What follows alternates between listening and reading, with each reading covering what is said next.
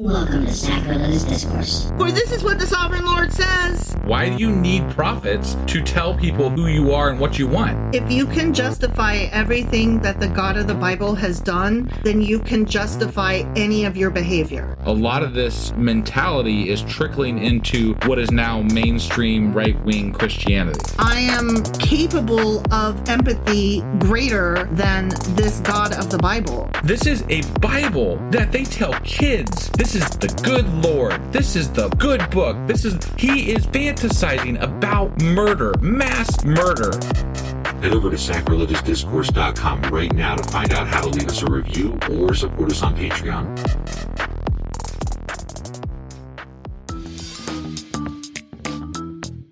Hey there, sinners and saints. It's your favorite Bible-bashing duo from Sacrilegious Discourse, and we need your help. That's right, folks. We're raising funds for some heavenly equipment and a studio that doesn't sound like it's in the depths of hell. Our current setup, let's just say it's more apocalypse than audiophile. So if you want to hear us dissect the Bible without the background noise of demonic squirrels, chip in a few bucks. We're aiming for $5,000 to upgrade our audio and build a studio worthy of blasphemous banter.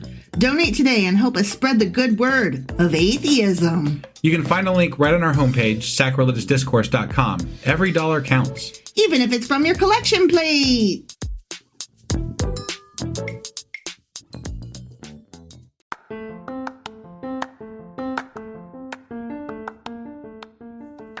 Hey you, welcome to Sacrilegious Discourse. I'm husband. I'm wife. And together we're reading the Bible.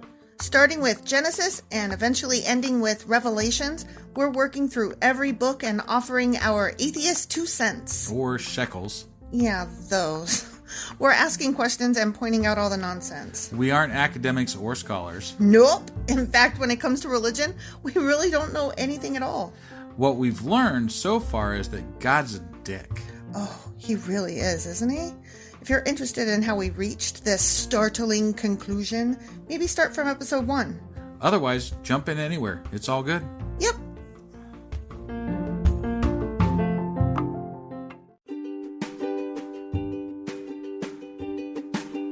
Hey wife, did you know that Anchor is sponsoring our show? Really? Don't we use Anchor to distribute our podcast on Spotify and Apple Podcasts? Yeah, and we are on just about every other platform available as well, thanks to them. Why do we use Anchor as our podcasting service? Well, they make editing and distributing our show a breeze. What if one of our listeners wants to start their own podcast? Then they should head over to anchor.fm or download the app to get started. Awesome! You guys should go do that right now! Husband! Wife! Do you remember what happened last week? Not even a little bit. We finished the book of Joshua! Oh yeah. Stupid. Well, we've had microphone problems since then. We have. And I've had to deal with a bunch of crap with regard to that. And now we have a fantastic microphone that maybe is too good for us. It's a little scary. It's a little scary. We aren't made for this kind of thing. Right. It picks up everything. And we're like, no, I don't want it to hear me breathing, for God's sakes. Or coughing. Right? Or like our dishwasher running. Yeah, I had to turn the dishwasher off. And I'm pretty peeved about that. So sorry about the last couple episodes being shitty. Right. But I think we have we think we have our microphone problem solved. We hope. We hope. Yeah. So what are we reading today that is going to have to go through our new microphone? We are starting the book of Judges. Okay. Chapter 1. Awesome. Well, let's go ahead and get on into this. Okie doke.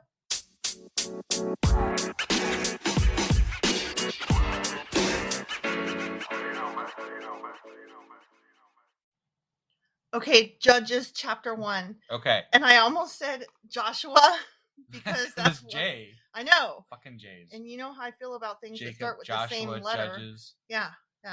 So Judges. Okay. Yep. Chapter 1. Judah and Simon capture Adonai-Bezek. Do they now? They do. Okay. Okay? Yeah. Okay. I'm going to try to say that again. Adonai-Bezek. Sure. Okay. After ivermectin? Shut up. No, okay. Not ivermectin. Don't do it, guys. After the death of Joshua, the Israelites asked the Lord, "Oh no! Which tribe should go first to attack the Canaanites?" Oh no. Which one? Which one? Which one goes They first? all want to go. They're very excited about it. Or do you think that they're maybe going, not it. Right. Nose right. goes. Yeah. The Lord answered Judah. For Yeah. I have given them victory over the land. Of course. Didn't we already beat them? Didn't we already, conquer the Canaanites? There's still some left. But it feels like we're just going back and covering what we already covered in more detail. Maybe. Okay. But Joshua's dead now. Yeah, but if they're still beating the Canaanites, then he's not dead.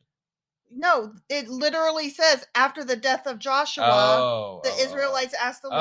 Oh, okay. So this Yeah. is the leftover shit that they didn't clean up. That's literally what I said. I'm sorry, I wasn't paying good attention there. You were blowing me off like you do? A little bit. Okay, I'm working on the microphone all stop. fucking night. So Okay, just, pay cut me some slack attention. here.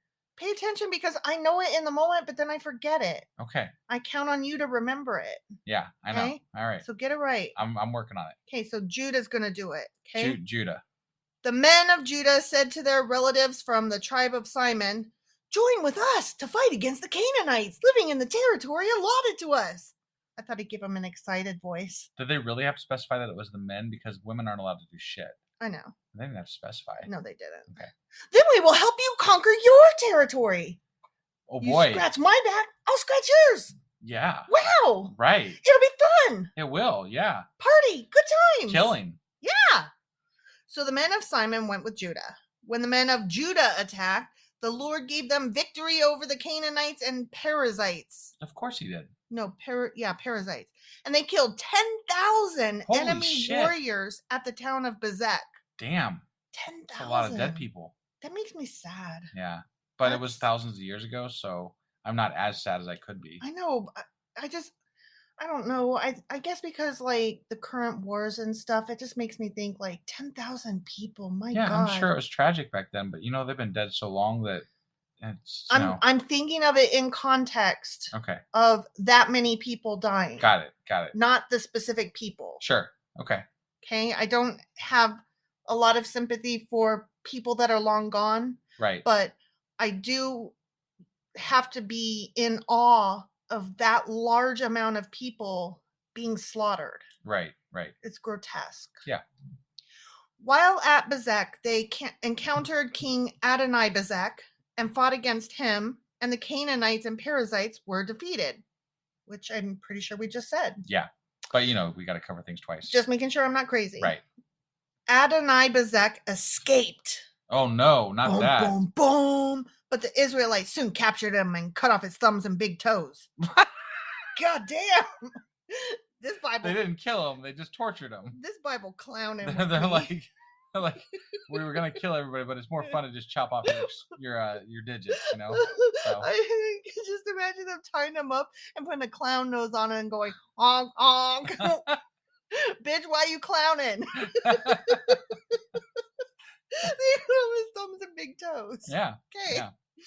Adonai-Bezek said, I once had 70 kings with their thumbs and big toes cut off eating scraps from under my table. Now God has paid me back for what I did to them. Wait, he used to cut off toes and big Apparently. thumbs. Apparently. That's hilarious. So like that was why they did that to him, apparently. Yeah. Which there wasn't a great lead up to that. No, there but- so you knew this guy then. Yeah, right.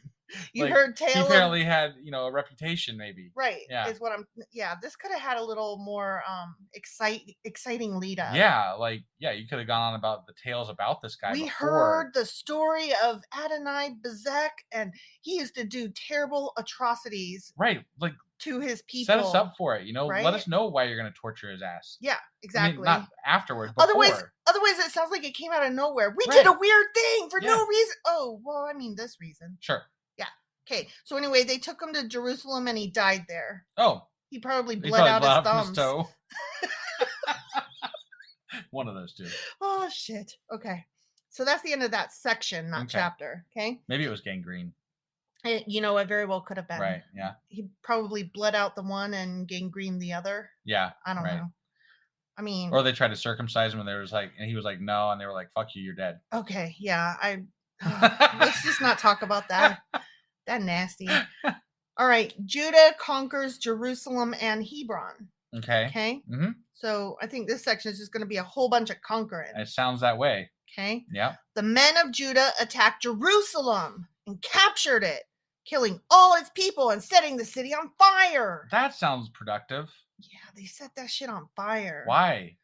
Let the motherfucker burn. Isn't it? I mean, like, why would you set it on fire? Because they don't need no city. Let the motherfucker burn. But there's so much shit there that could have been used. They don't want to use it. That's how the song goes. I guess. Okay. Why do I have to explain this to you? Because it's stupid. Well, it is, but that's how the song goes. Okay.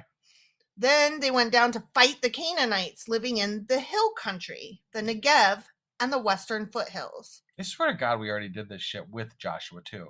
Well, but there were leftovers, remember? Yeah, like the outskirts. But there weren't supposed to be. God, helped them out. Right, and he's still helping them. Apparently. Yeah. Okay. Only when they win, though. Right. Judah marched against the Canaanites in Hebron, formerly called Kiriath Arba. That was my parentheses voice. Parentheses, yeah. Yeah. Defeating the forces of Shishai, Ahiman, and Talmai. Okay. Okay. Yeah. So that happened, and that's the end of that little section. Okay. Okay. Mm-hmm. Othniel conquers Debir and receives Aksa. Aksa, huh? Yeah. I always want to receive Aksa.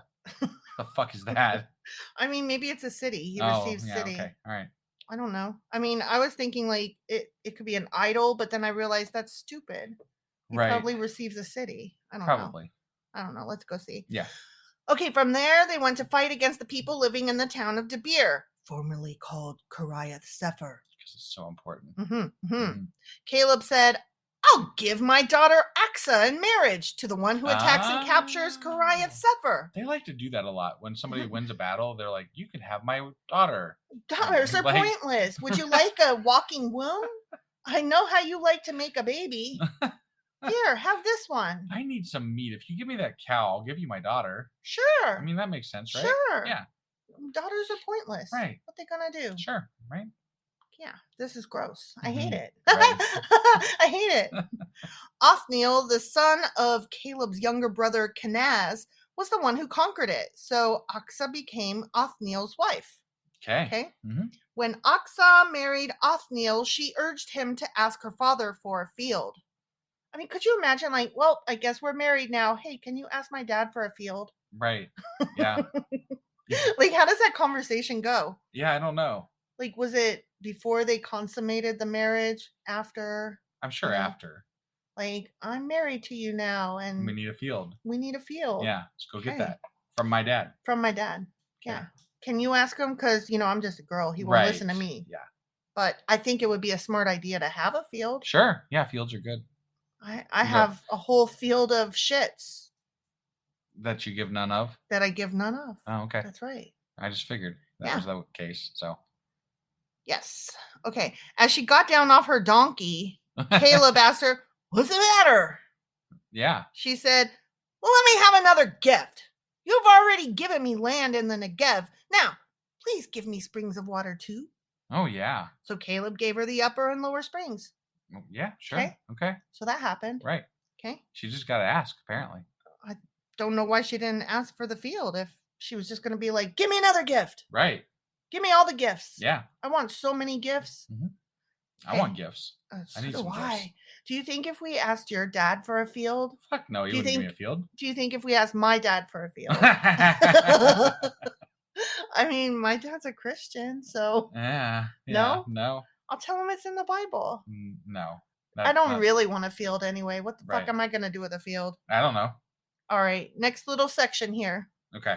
The extent of the conquest of Judah and Benjamin. The extent of it. Okay. Okay. They had some conquest. Womp womp. Okay. When the tribe of Judah left Jericho, the city of palms, the Kenites, who were descendants of Moses' father-in-law. Yeah. It sounded like it went on forever. It did. And yeah. That's how I do. Got it. Traveled with them into the wilderness of Judah. They settled among the people there near the town of Arad in the Negev. Then Judah joined with Simon to fight against the Canaanites living in Zephath. And they completely destroyed the town. Good on them. Yeah. Whatever. Knock down that bookstore. What the fuck? So the town was named Hormah. But it was completely destroyed, so who cares? Right. Right. In addition, Judah captured the towns of Gaza, Ashkelon, and Ekron, along with their surrounding territories. Mm-hmm. The Lord was with the people of Judah, and they took possession of the hill country. Oh, but they failed to drive out the people living in the plains who had iron chariots. But that was, again, that was God's doing. He was supposed to drive them out for them. They must have taken some gold they weren't supposed to take. There must have been something or wrong, yeah. Fucked on a Sunday. But why aren't they telling us there's something wrong? I don't know. With what they did, because God was not with them was that supposed to handle day. this shit for them. God was not with them that day. Apparently. So it's their fault. I just don't understand. They did a bad. If God wasn't with them, you think they would cover that. They covered it in detail during Moses' time. I don't know.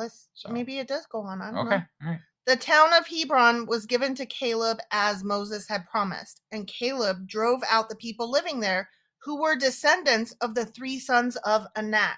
Damn. They're still around, huh? Yeah, these giants. That's why. They just never go away. They never go away. It's like a rat infestation. Yeah, they just keep being there. Sorry, I kicked a tray. Oh, okay. That's how I do. Got it. Okay.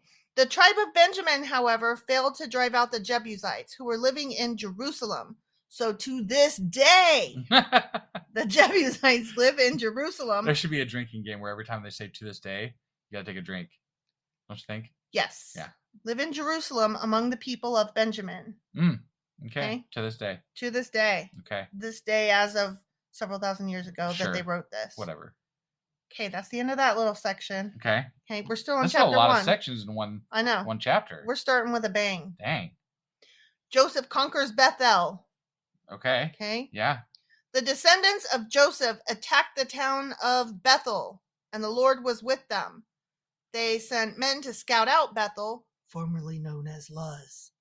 They confronted a man coming out of the town and said to him, "Show us a way into the town, and we will have mercy on you." So he showed them a way in. Well, yeah, what are you going to do, right? You know? That's what I would have done. Yeah. And they killed everyone in the town except that man and his family. Holy shit. He just happened to be going out, and that's what saved him? Man. What the It's fuck? a good day to go out. Later, the man moved to the land of the Hittites, where he built a town. He named it Luz, which is its name to this day. Wait, the guy that they spared? Yeah. He created a new town called Luz. Yeah. Like as a fuck you. Yeah. That's kind of cool, actually. Yeah. He was like, okay, that was Luz, and then y'all captured it and made it Bethel and killed everybody except for me. I'm gonna go make a new Luz. That's really cool, actually. Yeah. I mean, it's not cool that all of his friends and family, No. not family, but all his friends died. Yeah. That's sad. Yeah. But it's cool that he created a new town in honor of it. I like that he did that. Yeah, I do too. Good for him. Yeah. And the Hittites. You show those Israelites. Yeah. God damn it. Right? Okay, that's the end of that little section. Another section done. Okay, Yeah. all right. The extent of the conquest of Manasseh and Ephraim. Okay. Isn't this East Side Gang? This is East Side Gang. Okay. Gang. Yeah. Okay. The tribe of Manasseh failed to drive out the people living in Bethshan, Tanakh, Dor, Ibleam, Megiddo, and all their surrounding settlements. Jesus. You know, this is a lot of failure. Yeah. A lot. Because the Canaanites were determined to stay in that region. And I guess God was not with them that day. Right. Yeah. God did not help a lot of people here. Yeah. This is weird. I'm It's almost like God doesn't exist or something. Really happy. Is that what's going on here? I'm really happy that the Canaanites are surviving, and also that it looks like there's no such thing as God. I did hear you. Yeah. No, it's just amazing how much he's not helping them move these people out of the land that he was going to help them move them out of. I know. Weird. So. When the Israelites grew stronger, yeah, right, because they got the ass whooped, they leveled up. They forced the Canaanites to work as slaves, but they never did drive them completely out of the land. Man. That's why. They keep disobeying God. God said, get them out. And also, God apparently is not helping them drive them out. So right. Just saying. I'm telling you, they fucked on a Sunday. They did something bad. I guess. The tribe of Ephraim failed to drive out the Canaanites living in Gezer, so the Canaanites continued to live there among them. To this day? It doesn't say to this day, but I wouldn't be surprised. Right, yeah. And also, this is not good. Judges chapter 1 is off to a bad start for the Israelites. Yeah. Okay, but that was the end of that little section. We got another one now. Jesus, this is a shit ton of sections. I know, right? Kind of fun. I mean, yeah, like we're just damn, Judges is like moving. It's kind of, yeah. It's snappy. Right. Okay. the extent of the conquest of the other tribes. Of the all the other ones, guys. yeah. Just lump them all in. Lump them all in. The That tribe would of... include Dan, I suppose. Probably. Yeah, right. Yeah, probably. Okay. Son of none? Son of... No. Dan. Joshua, son of Oh, none. yeah. God damn You it. I do that every time. Dan is a tribe. I know. They're a tribe of I Israel. keep forgetting because it seems like... Okay, never mind. I just have problems with names. That's Dan all it is. specifically. Yes. Yes. Okay. Thank you for being here to set me straight. Hey, anytime. I don't mind looking foolish. Nah. Nah. The tribe of Zebulun failed to drive out the residents of Kitron and Nahalol. Damn So, Zebulons. I hate them guys. Yeah. Whatever. Oh, I could use Zebulon as my Z for my book that I'm trying to write. Yeah. I'm doing Yeah, like you I'm can. doing like a Bible A to Z thing that I'm Yeah. trying to put together. And it's Yeah. really cool. Yeah, so far it's pretty cool. You need to finish But it. I was like, I gotta come up with a Z. Yeah. The fuck am I gonna use for Z? Yeah. Now you So got it. Zebulon. Yep. Okay. So the Canaanites continue to live among them. So, Yeah. Okay. you know, they You're right. fail to drive them out. Again. They live among them. Yeah. But the Canaanites were forced to work as slaves for the people of Zebulun. Sure. I mean, So how do they fail to drive them out? But yeah, they like if live they're on slaves, as you slaves. could literally just have them You could literally kill them. right or drive them out. I don't. Yeah, I don't understand. Like no problem here. They are slaves, guys. Right. They do your bidding because they are slaves. Right. So You've conquered them. you chose not to drive them out because you wanted slaves. Right. That is the actual reality. And that's why God is failing to help them win all the time. Is their argument per canon? Okay. You know, I guess in Bible canon, not in real life. Okay. Obviously. Right. I'm just saying that's what they would say. Like, oh, it's probably because we kept them instead of killed them. Got it. Right? That makes sense. I That guess. tracks. But it does. But what doesn't track though is the fact that God is not like wrathing on them right now. Yes. Like, what the fuck? Because like in He the should past, be wiping he was them like out. immediate wrath. Like it was just like right then. You Yeah. know, fire and fucking sinking into the ground. Right. And snakes and I mean Jesus, he was fucking on that shit. Yeah. He burned them alive. Right? Yeah. And now just like boils. Nothing. Now he's just like, what? Leprosy. Did something happen? Yeah. He's like, whatever. I just won't help you win. That's Right? all. Yeah. I got bored of that game. Right. Yeah. The tribe of Asher failed to drive out the residents of Akko, Sidon, Alab, Akzib, Helba, Aphek, and Rehob. I'm gathering that they didn't drive any of the fucking Canaanites out. They drove a lot out, but they Okay. didn't drive a lot out too. Right. Yeah. They drove more out than they let stay. All right. Otherwise, they would have been driven out. Right. That's okay. I mean, right? Sure. Yeah. Instead, the people of Asher moved in among the Canaanites who controlled the land, for they What? failed to drive them out. Oh my God. Like the Canaanites still controlled the land. Yeah, Damn. that's crazy. They were like at a stalemate. Like, hey, we're going to live here. You're going to live there. And it's your land. Yeah. We're just going to not fight because we all don't want to die. I'm just going to live here. And we won't make you slaves. We're just going to live here with you. And you won't make And us you guys slaves. and we'll pay you taxes if you want. Probably. Yeah, probably. Yeah. Until God decides we can kill you. And if your sex parties are better than ours, we might join in with you. But don't tell God. Right? Jesus. Yeah. He's a dick. He's a dick. Yeah. And how? Likewise, the tribe of Naphtali failed to drive out the residents of Beth Shemesh and Beth Anath. Instead, they moved in among the Canaanites who controlled the land. Nevertheless, the people of Beth Shemesh and Beth Anath were forced to work as slaves for the people of Naphtali. So the Canaanites still became slaves in there, but they In this other place. okay. This other tribe. I was just checking. The tribe of 'Cause it Naphtali. said, again, they said they moved in with them, but No, this is the tribe. Likewise, the tribe of Naphtali failed to drive out the residents. Okay. They moved in among the Canaanites who controlled the land. Nevertheless, the people of these cities were forced to work as slaves for the people of Naphtali. that doesn't make any fucking sense. How do you control it, but then you work as slaves also? Right. I don't know. That's weird wording. Yeah, I don't understand. As for the tribe of Dan, There they are. there they are. The Amorites forced them back into the hill country and would not let them come down into the plains. Damn.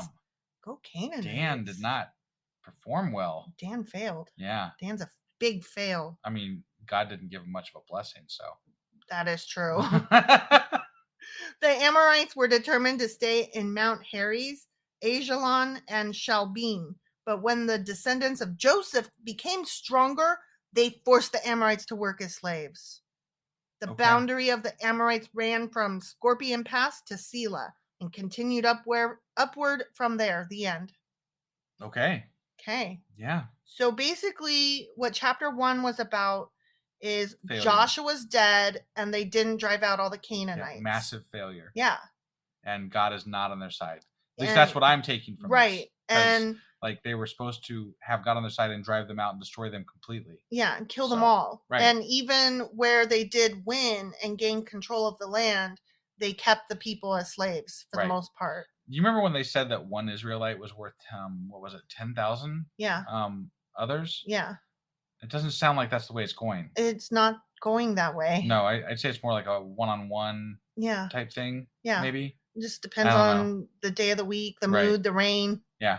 Yeah. So yeah, this isn't going the way, like this is almost counter to what you would want to present in the Bible. It just doesn't sound like God's in control here at all. Well, I think what's going to happen is that it's going to be blamed on the people because they were given this land and they didn't act properly. Well, it's always blamed on the people. Well, but like that's the same thing that happens in religion today. People are like, well, they must have done something wrong to deserve that. Right.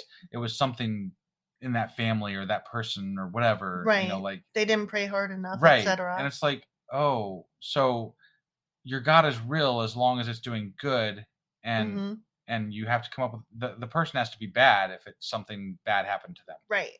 Right. Like, no wonder people think badly of people who are poor, down on their luck or poor. Yeah. Like, I mean, it's inherent in the religion. Like, if you are not doing well, you must not be in the favor of God. Yeah. And that's just kind of shit. Obviously. That's just kind of shit in my opinion. I totally agree with you. Yeah. All right. Well, I think we've gone on long enough here. And we killed chapter 1, unlike the Israelites who did not kill the Canaanites. Yeah. We killed chapter 1. Hopefully this mic works better and everybody liked the mic this time, because except for the I'm not buying another one. But except for the times when I kicked a tray and knocked on the box and made noises. Right. Sorry about all those. That's me. All right. So tomorrow, what are we doing? Judges chapter 2. All right. We'll see you guys tomorrow. Bye.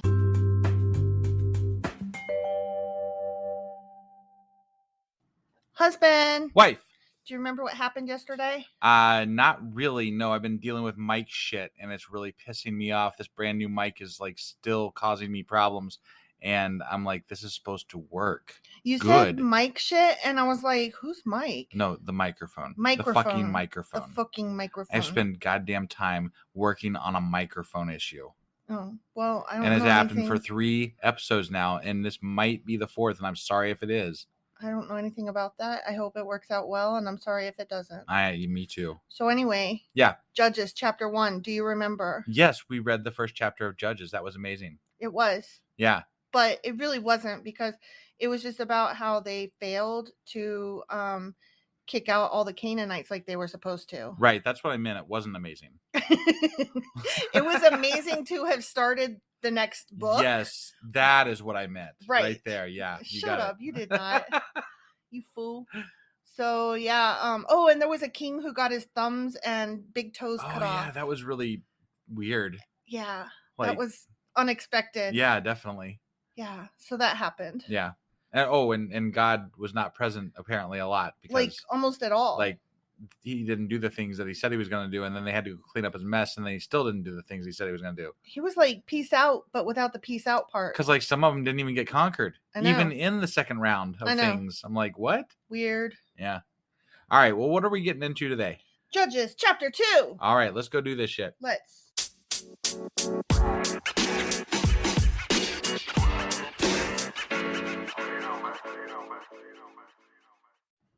Judges chapter 2. Alrighty.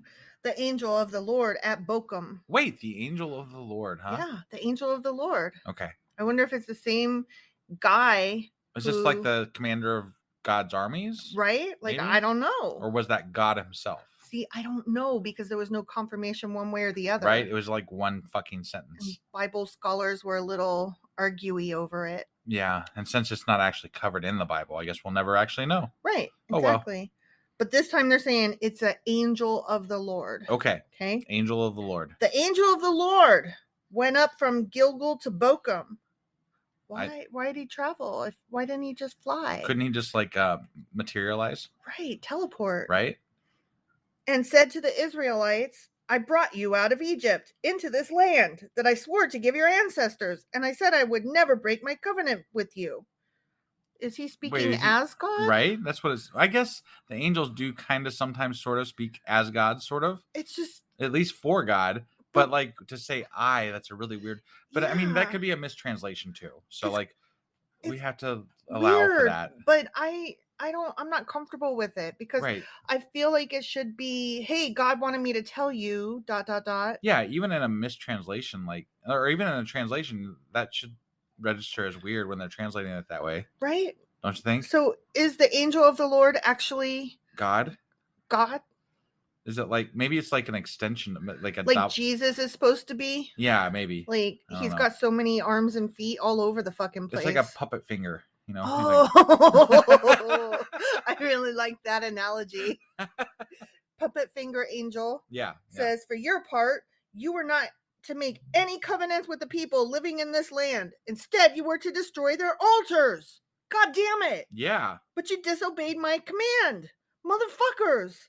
Why did you do this? God damn it. Yeah. So now I declare that I will no longer drive out the people living in your land. They will be thorns in your sides, and their gods will be a constant temptation to you. Wait a minute. So you were losing, so now you're going to keep losing. Boom, bitches. He wasn't able to do the thing that he said he would do, and so he's gonna punish them for it? He's blaming the people. That seems a little You shitty. Didn't win the wars that I said you'd win, and now I'm mad at you for not winning the wars. You're a fucking god. It should have been like a, slam dunk. Yeah. Like they should have been if you were on their side when they went to war, there shouldn't have been any question. They should have just rolled over their goddamn enemies. And then they wouldn't have had to take some as slaves or what the fuck ever. Yeah, it would have been easy peasy. Yeah, I don't get this. And unless it's, as we said before, the people didn't really want to be murdery, but they sounded awfully excited to be murdery. Some of them, I think, were, but some of them probably weren't. And regardless, God was supposed to basically make the enemies lay down in front of them. They weren't supposed to have any issues. Right. God's going to destroy their enemies. Right. And then he didn't. So now he's blaming them for that. Right. That sounds about typical. Bunch of shit. Your failures are your own, but your successes are all God. Right. Yeah. Yeah. That tracks. Yeah. That's about what religion is about, isn't it? That's about how it goes. So when the angel of the Lord finished speaking to all the Israelites, the people wept loudly. So they called the place Bochum, which means weeping, and they offered sacrifices there to the Lord. I bet they did. I bet they did. Right. Please don't be mad at us. Oh my God. Yeah. Oh, this next little section is called the death of Joshua. Oh. Wait, didn't he already die? He already died. Okay. This must be a flashback. I guess. Or, in case you skip Joshua. Right? Yeah. Okay. After Joshua sent the people away, each of the tribes left to take possession of the land allotted to them. Yeah, I remember that. That happened. Wait. Was this whole battle thing, was this a flash? I asked this the last time in the last chapter. Was this whole battle thing the actual battle? Were they going over the actual battles while Joshua was there? Oh, maybe. I don't fucking know. Because I thought no. Because that would make more sense because, then... So maybe the book of Judges starts while Joshua is still alive. That's what it kind of sounds like here, right? Okay. Maybe. Sure. I mean, So they run concurrent? I guess for at least, or a few seconds. This doesn't pick up right at the end. It picks up in the last couple sections. Right. It's like somebody read the last book and they're like, wait, we got to make a few corrections here. Right. So we got to go back a little bit and then we'll go on. Yeah, okay. So, and the Israelites served the Lord throughout the lifetime of Joshua and the leaders who outlived him. those who had seen all the great things the Lord had done for Israel. Joshua, son of Nun, the servant of the Lord, died at the age of 110. I remember. Yep. They buried him in the land he had been allocated at Timnath-Serah, in the hill country of Ephraim, north of Mount Gash. Yep, they said that too. After that generation died, another generation grew up who did not acknowledge the Lord or remember the mighty things he had done for Israel. Just the next generation? Just, yeah. Like, is that what they're saying? Their kids. Literally, wow. Yeah. That didn't take long. No. That leads me to believe that the current generation didn't have a lot of faith in God. Yeah. Because if it only took one generation to forget God, you didn't make much of a fucking impression, dude. No, like, you got there and you were like, oh, we got here. And you took off your sandals and you, lit one up on the couch and sat there and just relaxed a little bit. Yeah. Which I don't blame you. 40 fucking years in the fucking wilderness and shit. Right. So I don't blame you, but you were supposed to tell your kids, don't forget. Yeah, that was one of the things that they specifically said to tell them. It's literally the only thing that they agreed to. Right. Whoopsie.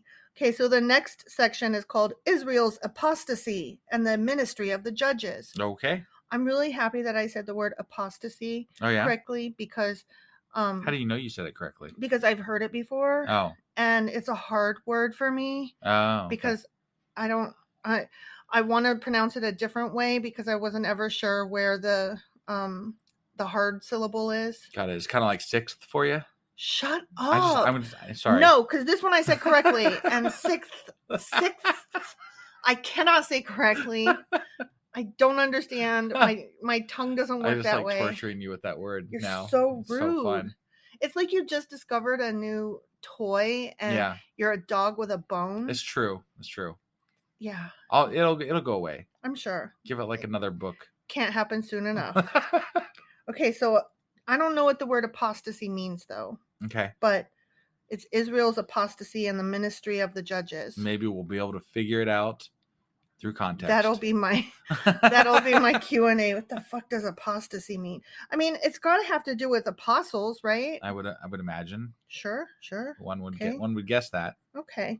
The Israelites did evil in the Lord's sight and served the images of Baal. Oh, Baal made he made a reappearance, huh? That is insane. Yeah. I did not see that coming. That was exactly the god that the worst. Pissed them off the most. Yeah. Yeah. That was the first one. Yeah. And then later came Molech, but right. No, I thought Molech came before Baal. I don't fucking remember. Baal was the one where where the dude speared the guy and the girl through when they getting on in the tent. That's so gross. Just saying. You're right. Yeah. But it doesn't really matter what you call it. No. They were doing bad. Right. Okay, they abandoned the Lord, the God of their ancestors who had brought them out of Egypt. I mean, I've abandoned the Lord, so I don't think he was ever yours in the first place. No, not really. They went after other gods, worshiping the gods of the people around them, and they angered the Lord. Well, that's where we differed. I never sought any god. Right. But here's the thing. They angered the Lord who wasn't fucking present for a whole goddamn book. Right. I mean, basically, yeah. It's like, I want to be like, oh, you turned away and you came back and they did bad without you. Are you mad? Right. You mad, bro? What are you mad about? I'm sorry, but they literally just got done covering these battles where God didn't help them win these fucking battles. Yeah. And what are you supposed to think as an Israelite? God said he was going to destroy our enemies. Yeah. And what happened? He didn't fucking destroy our enemies. Yeah. So why am I going to spend any extra time worshiping this jackass who can't even destroy my enemies? Right. He's at least not any better than the other gods that are being worshipped. Right. And I might as well, do as my neighbors do. Yeah. No, I mean, whatever. I'm down with it. That's whatever. Yeah, that's shit. But it's probably my brother died for that fucker that couldn't even get us to win. So, oh damn! I didn't think about it in those terms. Right? Yeah. That's They had not literally because I wasn't there. But I'm just saying. Not your literal brother. My brother didn't die in the Bronze Age. No, he did not. Just in case anybody wondered.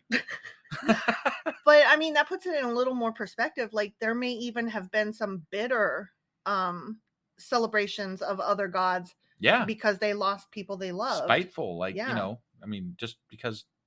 Yeah. Yeah. Fuck you, God. They lost people and they didn't even win fully. I know. Like, I know. Okay. Yeah. Whatever. Shit. Get me some Asherah poles. Right. They abandoned the Lord to serve Baal and the images of Ashtaroth.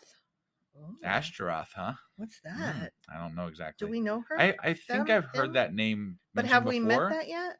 I don't know. We should look that one up, though. I think we'll look that one up. Because I like looking up these other gods that are mentioned in the fucking Bible. I know. So fun. This made the Lord burn with anger against Israel. Ooh, he burning. Yeah. He mad. What's he gonna do? He's turning red. So he handed them over to raiders who stole their possessions. Oh. You petty fuck. Handed them over. He dialed up some raiders and was like, "Hey, dudes, I need you to go rob my guys over here. I'll totally let you do it." That's the wrong raiders. No, I know, but I was supplying music to your story. I appreciate that. Yeah. So, okay, he turned them over to their enemies all around, and they were no longer able to resist them. Like they weren't in the first place, which is what happened. Yeah, right. So, okay. Yeah, all right. Every time Israel went out to battle, the Lord fought against them, causing them to be defeated, just as he had warned. Wow, this is a shitty God. He could just go down and be like, hey, your parents didn't teach you, but you're supposed to like worship me and I'm the best and awesomest. Like, whatever happened to just talking it out, Like, well, seriously. And it says that this is a whole nother generation that doesn't even fucking know better. And if your parents didn't teach you, how the fuck are they supposed to know? Yeah. Yeah. I'm just saying. This is trash. It really is. And the people were in great distress. Well, yeah, they're getting their asses handed to them. Right. Then the Lord raised up judges to rescue the Israelites from their attackers. What? Oh, okay. What? So he got real mad. Them. He fought against them. He got real mad. He fought against them. And then he went to go save them? Yeah.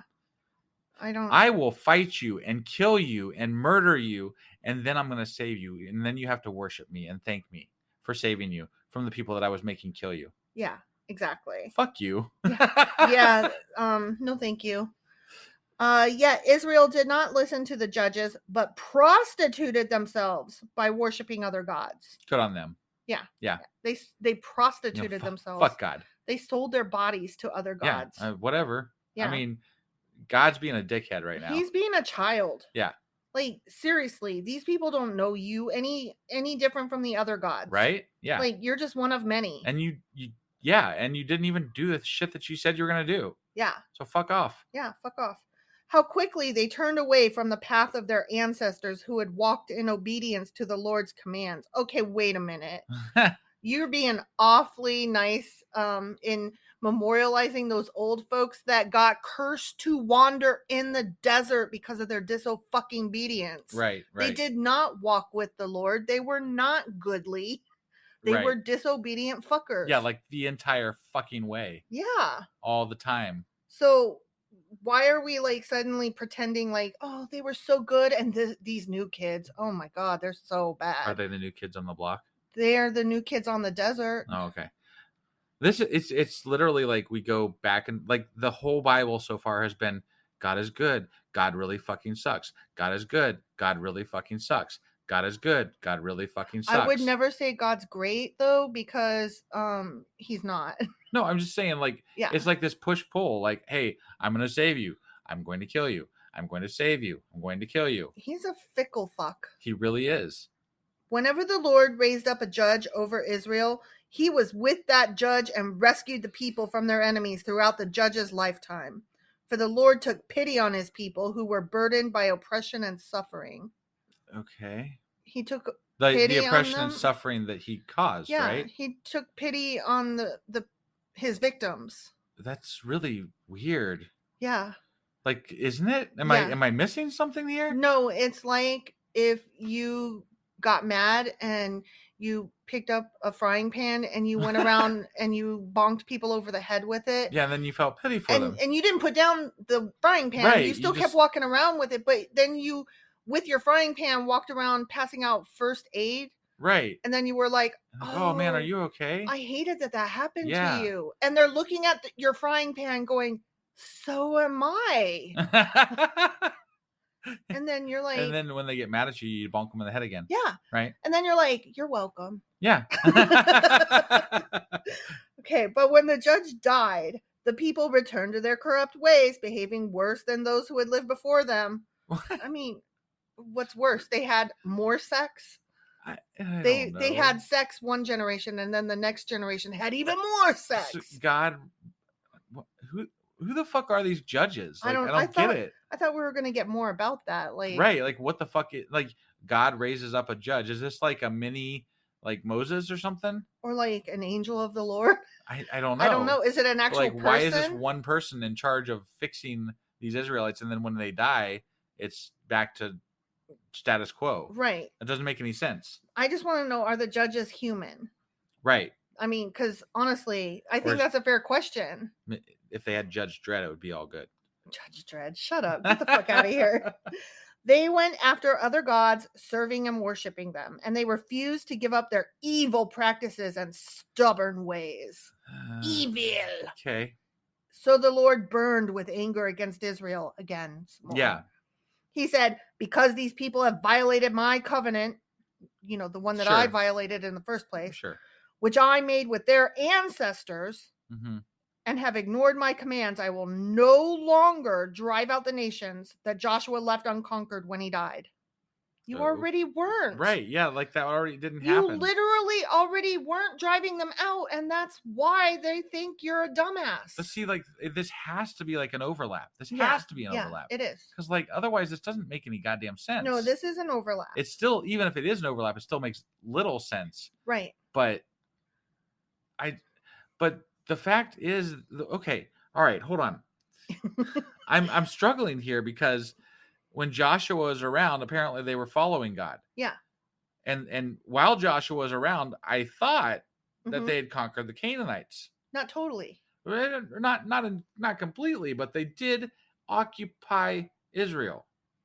They did occupy the land. They said that specifically. But they did also mention that, like, who was it? One of the guys was like, hey, Joshua, I need some more fighters to go conquer further out in the hills because those Amorites didn't leave yet. Right.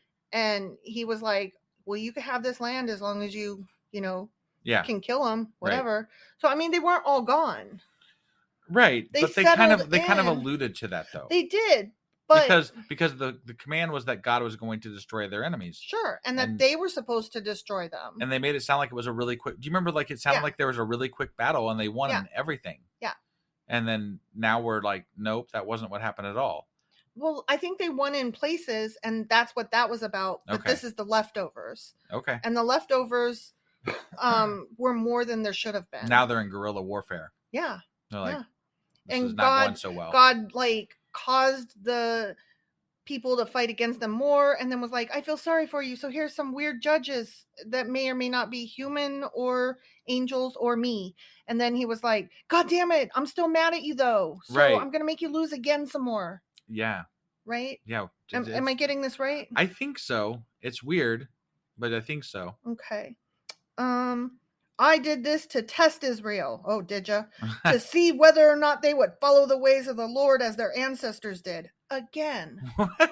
Why should they follow somebody they have never seen or heard until this very minute with their own eyes? You know what I mean? It just really, to me, seems like a lot of excuses as to why they didn't win, as to why God exists when he doesn't actually exist. Yeah. It's like they're making up shit just to make up shit so that they can prove that God exists when he really doesn't. Right. And it's like, just stop. He's not there. Yeah. Fucking stop.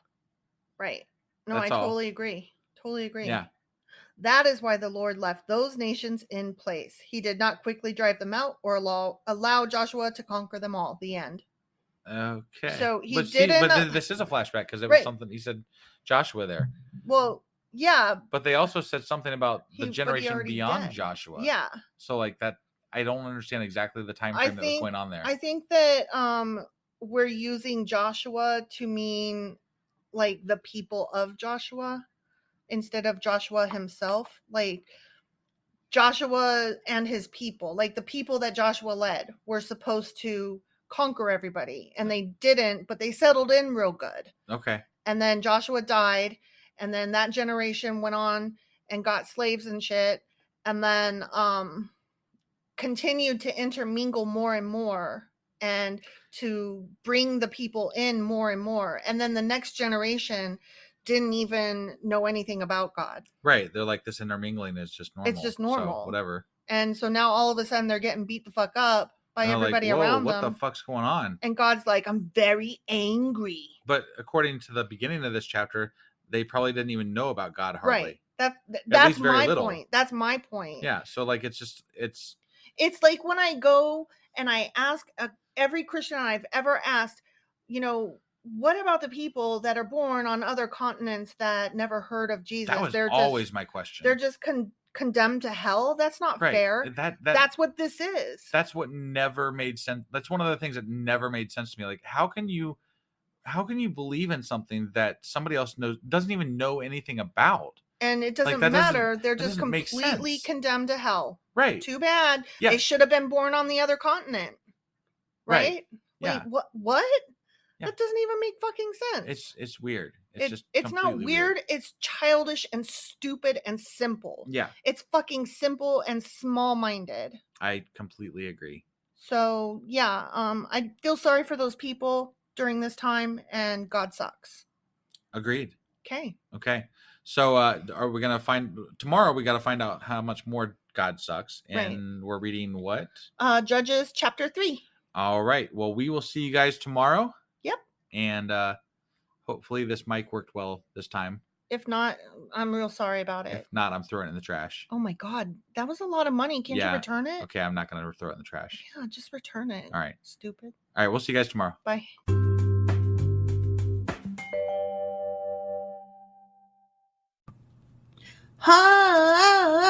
Husband. Holy high wife. What the hell was that? I don't know. I just want to be silly. Apparently. Do you remember what happened yesterday? No, I don't. I'm sorry. That's okay. I don't expect any better from you. Yeah.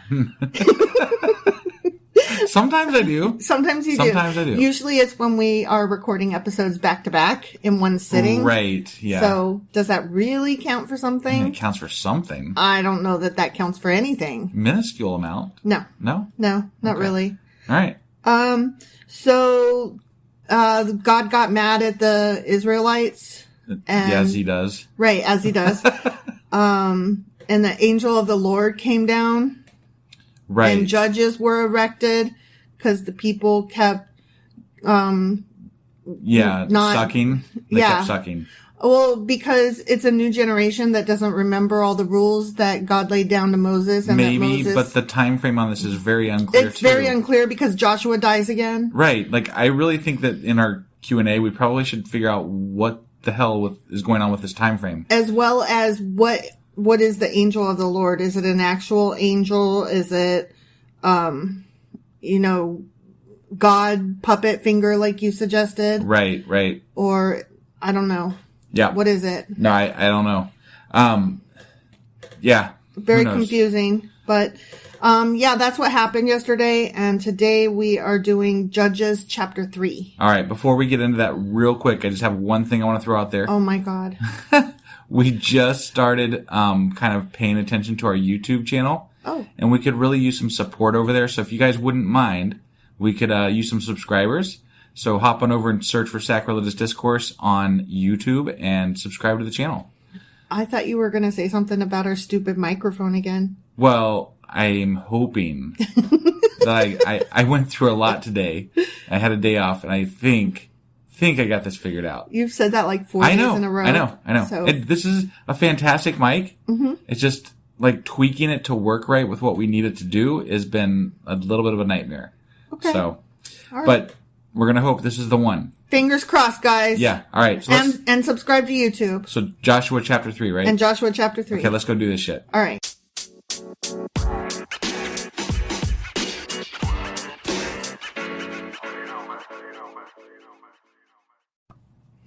Okay, Judges chapter 3. Okay. The nations left to test Israel. Oh, so there's nations left over. And they're going to test Israel. They're going to, I wonder if Do you think it's multiple choice or? Going to pass the test. Yeah, I don't know. And true false. Right. Essay. Yeah, I love true false. I love true false, but no, you know what? I hate true false because they've gotten a lot trickier. Oh, yeah, that's true. Essay, you can just bullshit because usually the teacher doesn't want to read it anyway, so. That's true. That part I like. As long as you put something down, they're like, they tried. You tried. Yeah. I mean, you don't have to know the full answer. You just have to kind of know a little bit. And good words. If you have good vocabulary. Oh, yeah. You use some big words in there, you're good to go. Okay. Yeah. So these are the nations that the Lord... Oh, I lost my place. Sorry. That the Lord left in the land to test those Israelites who had not experienced the wars of Canaan. Okay. Okay? Mm-hmm. So this is new generation people. Okay. Yep. He did this to teach warfare to generations of Israelites who had no experience in battle. Ah. That's why he did it. Okay. That's why they went to war. Got it. Yeah. That totally makes sense. He's teaching them because we need to know how to kill people. What war is. Right. That's very important. I want to know what war is. No, that's not how that goes. I want you to kill me. Right? Is that how it goes? Only that's what I want after I hear you sing that song like that. Fuck off. These are the nations, the Philistines, those living under the 5 Philistine rulers. Okay. Parentheses voice. Yeah. All the Canaanites. Damn. All the Canaanites. I mean, that was already part of it, though. I know. So, whatever. The Sidonians and the Hivites living in the mountains of Lebanon from the Mount Baal Hermon to Libo Hamath. Oh, yeah? That was hard. Apparently, yeah. There was a lot of words I didn't know. Yeah. So anyway, that's a lot of people that are left over. Yes. These people were left to test the Israelites to see whether they would obey the commands the Lord had given to their ancestors through Moses. So it was on purpose. It was on purpose. Yeah. Yeah. Because they needed to test the new generation. Mm-hmm. That's literally what I just said. No, I know. I'm just shortening it and like just clarifying they did it on purpose. No, God did it, not they. Right, God He said they did it on purpose. No, I know. But God did it on purpose. He didn't wipe them all out like he said he was going to do because he needed these guys to test the next generation. Exactly. Okay. Yeah. I want to make sure that we're clear on that. That God rewrites things and that... Right, yeah. God of the Bible. Canon God, not... Yeah, right. Not real God. We pretend like we're in this thing sure. a lot of the time just to have fun with it because it's such bullcrap even within the fucking book. So yeah, definitely. So the people of Israel lived among the Canaanites, Hittites, Amorites, Perizzites, Hivites, and Jebusites, and they intermarried with them. Oh, you know what that means? That's bad. They had all the sex with them. Yeah, and then they had babies together. And then are their babies? Are they considered Israelites or not? Yeah. Oh, okay. Yeah. Are you sure? Yeah. Okay. Yeah. Israelite sons married their daughters, and Israelite daughters were given in marriage to their sons. So if a Israelite son brought in a Canaanite or whatever woman, then she becomes an Israelite, even though she's still, from But I bet outside. they weren't allowed to marry men that were from Canaanite. No, they were. That's what it said. And Israelite daughters were given in marriage to their sons. Oh, okay. See? All right. Yeah. Okay. They was all fucking left and right. Damn. Yeah. All right. And the Israelites served their gods. Their gods. Their gods. The other people had all these different gods. Yeah. Okay. And okay. And the Israelites served all of those. Right. They're like, our God's, whatever. He's kind of a dick, so. I mean, we heard some stories, but we don't know if they're true. Shit, man. We ain't seen nothing. He ain't showed his face. Right. Okay, next section. Much like the last 2,000 years. Right? Yeah. Next section. Sure. Othniel delivers Israel from Chushan Rishathaim. Damn those names in the Bible of things and places. Mm-hmm. Yeah. Hey, better me than you, because I've heard you read. It's not good. It's not good, guys. Okay, the Israelites did evil in the Lord's sight. Okay. Yeah. They forgot about the Lord their God. Forget is doing some heavy lifting there. Because they weren't told. Right. Or at least vaguely told. Yeah. So, I mean, it literally says that the people forgot God because the young generation hadn't experienced it. Right. And weren't told. So, again, forgot, I think it's a wrong choice of word there. I completely agree. And they served the images of Baal and the Asherah poles. Ooh, there's those Asherah poles again. Yeah, they're back. Yeah. So I bet it was the men doing Baal and the women doing Asherah. Right. You know? Yeah. That sounds right. Yep. Then the Lord burned with anger against Israel. He did that a lot last chapter. Yeah. And then his fire cooled and he was like, just kidding. Yeah, but also, thus far, his burning fire thing is not nearly as bad as anything previously. No. It's tame. It's not burning anger, really. He just mad. Right. He just mad, that's all. Yeah. And he turned them over to King Kushan Rishathaim of Aram Naharaim. So he's outsourcing his anger now. Yeah. He doesn't do it himself anymore. He doesn't he ran out of snakes. He doesn't have any fire left to throw. No more locusts. So he's outsourcing. No more lava. Yeah. He's got a trade agreement with these guys over here. Yeah. And he's like, I'm going to send my wrath to them. I really like that you use the word outsource with regard to God sending some random king in. Right. Yeah. And the Israelites served Kushan Rishathaim for 8 years. Oh, dang. Okay. Were they prisoners? Did they like serving him? I don't know. It doesn't, the way they said it doesn't, or the way you said it, I guess, doesn't sound like they did. It just says he sent that king and they served him. That doesn't sound bad. But it was a punishment though, right? It's supposed to be, but I'm not hearing the punishment. Well, maybe it's still coming. All Who right. knows? But when the people of Israel cried out to the Lord for help, the Lord raised up a rescuer to save them. His name was Othniel, the son of Caleb's younger brother Kenaz. Okay. The Spirit of the Lord came upon him, and he became Israel's judge. Oh, okay. That answers that question. This is where the judges start coming in. Yeah. To save them. Right. After God is mad. Torturing them and shit. Yeah. Okay. Yeah. So, but that answers that question. So the judges are people. Because it didn't really talk about that before. Right. And now we know. He went to war against King Kushan Rishathaim of Aram, and the Lord gave Othniel victory over him. Oh, boy. Othniel's winning. All right. Okay. Yeah. So there was peace in the land for 40 fucking years. Another 40 years. 40 years. All right. Then Othniel, son of Kenaz, died. Shit. Now what are we going to do?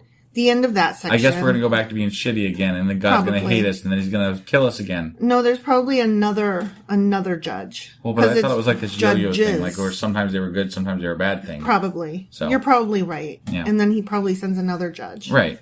Okay. Next section. Ehud delivers Israel from Moab. Okay. Okay. Mm-hmm. Once again, the Israelites did evil in the Lord's sight. You were right. See? And the Lord gave King Eglon of Moab control over Israel because of their evil. Okay? Yeah. Eglon enlisted the Ammonites and Amalekites as allies. And then he went out and defeated Israel, taking possession of Jericho, the city of palms. Damn. He took Jericho. If they'd have just not knocked down that wall, they might have been all right. I wonder if they re-erected it. Oh, shit. And the Israelites served Eglon of Moab for 18 years. Dang. It's a long time. I bet that was long enough that some of them started eating their babies. Probably. I mean, I'm just saying. Probably. Yeah. I would imagine. And when the people of Israel cried out to the Lord for help, the Lord again raised up a rescuer to save them. His name was Ehud, son of Gera, a left-handed man of the tribe of Benjamin. That's because that's important. Holy shit, left-handed. For why? Why is that important? Because he's different. He's weird. Okay. All right. Fucking left-handed fuck. Yeah, those damn left-handers. My ex was a left-hander. Yeah. And he's a fucky fuck. Wow. I'm sure there's good left-handers. I'm sure there are, but my ex is not one of them. Okay. The Israelites sent Ehud to deliver their tribute money to King Eglon of Moab. So Ehud made a double-edged dagger that was about a foot long. Damn, that sounds like a sword. Yeah, I know. I mean, it's like a foot long? Wait, no. Oh, wait, I guess. No, that'd be a dagger, I guess, but it's a big dagger. It's a long dagger. Yeah. But it's a double-edged dagger that was about a foot long, and he strapped it to his right thigh, keeping it hidden under his clothing. Okay. I can't make any promises to you because I have something on my thigh already. I want to know, what's the difference between a knife and a dagger? Honestly. I don't have a clue. Oh, okay. Honestly. I'm really glad that you said that because I was going to be mad if you were like, it's probably... Well, generally when somebody's going to murder somebody, they have a dagger. And when someone's like whittling something, it's a knife. Or preparing food, what it's a knife. I think is they're probably about the same size, but I think of a knife as like just a sharp point, and then like a dagger has like a curved point. Okay. Like, I don't know. That's just the way I imagine it. For like slitting necks. You know what I mean? Could be. He brought the tribute money to Eglin, who was very fat. Oh, fat shame. Damn. Jeez. Fuck. But that was a sign of like you were powerful back then because you had money and you could eat a lot. Yeah, that's still a sign? No, it's not. No, actually. Not really. Quite the opposite. Sign of bad diet and, Yeah. No. After delivering the payment, Ehud started home with those who had helped carry the tribute. But when Ehud reached the stone idols near Gilgal, he turned back. Okay. He came to Eglin and said, I have a secret message for you. So the king commanded his servants, be quiet! Yeah. And he sent them out of the room. Wait, be quiet and go out of the room. He sent them out of the room after he said be quiet. Okay. He was like, be quiet and GTFO. Right. Okay. Sure. So STFU and GTFO. Okay? Okay, got it. Ehud walked over to Eglin, who was sitting alone in a cool upstairs room. And Ehud said, I have a message from God for you. Okay. I bet he does. I bet he does. Yeah. As King Eglin rose from his seat, here it comes. Are you ready? I'm ready. Ehud reached with his left hand, pulled out the dagger strapped to his right thigh, and plunged it into the king's belly. Never saw it coming. No, there was no lead up there. The dagger went in so fucking deep that the handle disappeared beneath the king's fat. Damn, he extra stabbed him. He stabbed him so hard. I really stab you. I'm going to stab you. Big it's stab. Not only a big blade, but I'm going to stab you further than the blade, into the handle. Right? Ooh. Does that mean his hand started going in? I guess. I mean, probably, yeah. So Ehud did not pull out the dagger, and the king's bowels emptied. Wait, that would happen after you pulled out the dagger. Wait, his bowels, it means he pooped his pants. Oh, okay, right? Okay. Probably, he pooped his pants. Yeah, maybe. Yeah. That dead fat guy pooped his pants. That's funny. They're talking, what? Then They're telling us how he died. Yeah. Wow. Yeah. Then Ehud closed and locked the doors of the room and escaped down the latrine. That's a good idea. I mean, that's gross. Right. Like, that's the sewers, basically. Well, no. He went down the poop hole. Wasn't a latrine an outhouse? Like, I'm imagining just jump down on the roof and then, like, down the extra layer. It says down the latrine. Right. I think he went down into the sewer. Oh, okay. Well, I don't know. After Ehud was gone, the king's servants returned and found the doors to the upstairs room locked. Mm-hmm. They thought he might be using the latrine in the room. Yeah. So they waited. You're right. I was right. Yeah. It was a poop hole. That's really gross. And he's hiding down there in the poop hole. That is fucking disgusting. Yeah. I can't. That hurts my stomach. Oh. But when the king didn't come out after a long delay, they became concerned and got a key. They were like, we got some Imodium for you, King. Right, yeah, we'll help you out. Sir King. Mm-hmm. And when they opened the doors, they found their master dead on the floor. Damn the bad luck. While the servants were waiting, Ehud escaped, passing the stone idols on his way to Sirah. Sure, that place. Sirah. Okay. When he arrived in the hill country of Ephraim, Ehud sounded a call to arms.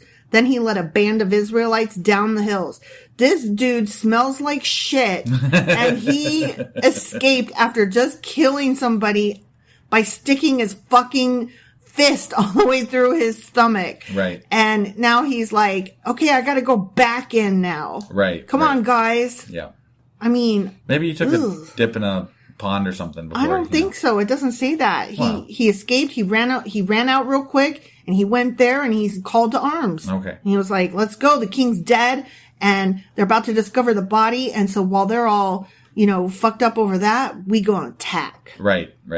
Follow me, he said, for the Lord has given you victory over Moab, your enemy. So they followed him, and the Israelites took control of the shallow crossings of the Jordan River across from the Moab, preventing anyone from crossing. Yeah. Except for... okay. You sound nonplussed. They already had control of this, and then God... this whole thing is stupid, kind of, like... Mad, forgive, mad, forgive, mad, forgive, mad, forgive. It just strikes me that the way this whole thing goes, every generation they're forgetting about him, and it's like... Ooh, excuse me. They're You're forgetting so about him, upset you hiccuped. And then they're not telling their kids about it. Right. Like, this guy's not important to them. No. Like, in any way whatsoever. No. I don't. He's just one of many. So, and now he runs one of the top 2 religions in the world. Yay. Yay. They attacked the Moabites and killed about 10,000 of their strongest and most able-bodied warriors. That seems to be the number that they always kill. Yeah, and it definitely wasn't the weak ones that they killed. It was the strongest and most able-bodied. Right. It wasn't the women and children. Right. Okay. Yeah. Not one of them escaped. Not one? Not one. So Moab was conquered by Israel that day, and there was peace in the land for 80 years. So there's 10,000 people that you just killed, right? Mm-hmm. How are you certain that not one person escaped? I don't know. Because that's a lot of people to keep track of. Right. Was there somebody like keeping head counts or what? They probably moved in. And so, if you were a Moabite and you were walking around. But if you turn tail right at the beginning of the fight, ain't nobody going to know you left. Oh, sure. So. Well, they escaped, so you might as well have died. Right. So, does it really matter? Sure. I don't know. Whatever. Well, that's the end of that section. Okay. Shamgar delivers Israel from the Philistines. Okay. Philistines. I don't know. Philistines. Shamgar. Okay, so after Ehud, Shamgar, son of Anath, rescued Israel. He once killed 600 Philistines with an ox goad. The end. What's an ox goad? I don't know. The fuck is that? I don't know. Okay. Goad? Ox? Goad. Okay. Goad? G-O-A-D. I don't fucking know. I don't know. I guess we'll look it up, won't right? we? That's yeah. What's a fucking ox goad? Right. Okay. So that happened. Okay. And I guess those are the judges. Okay. They sound more like prophets, right? Than judges. Something like that. Or just leaders. Military leaders, maybe? Yeah. Yeah. I don't know why they call them judges yet. I don't either. I'm not getting that. Waiting for the judgy part. Right? Yeah. So was this it for that chapter? That's it for that chapter. Ah. It ended so abruptly. That guy just got one little sentence there at the end. 2 sentences. 2 sentences. I'm sorry. We told you who he was, and we told you he killed a bunch of Philistines with an ox goad. Okay. The end. Okay. Well, I guess that is Joshua. No. Judges. 3 chapters in, chapter and 3. You're still getting it wrong. They shouldn't follow a J with a J. It's true. That's all I'm saying. It's true. No, I'm right there with you. So that was Judges chapter 3. And tomorrow we'll be doing Judges chapter 4. All right. We'll see you guys then. Bye.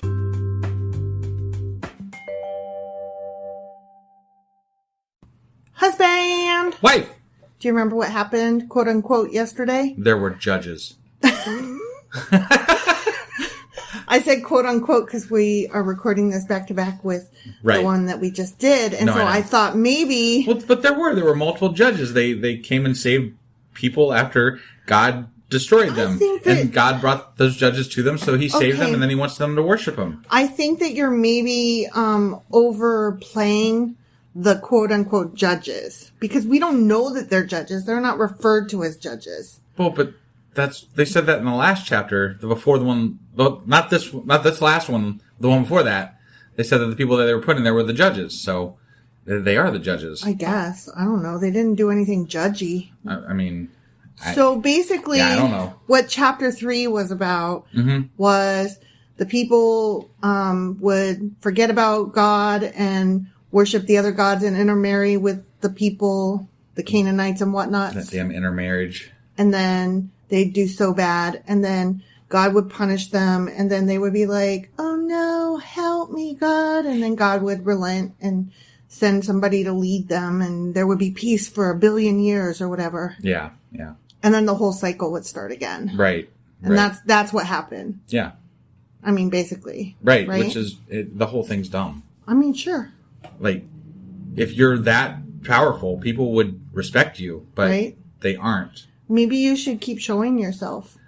But to disappear after 20 years, 40 years, I mean, even if you disappeared after 100, you just didn't make that big of an impact. The people were not really respecting him hardcore, even when he was interacting regularly. Right. How the hell did he think that taking a hands-off laissez-faire approach was going to be better?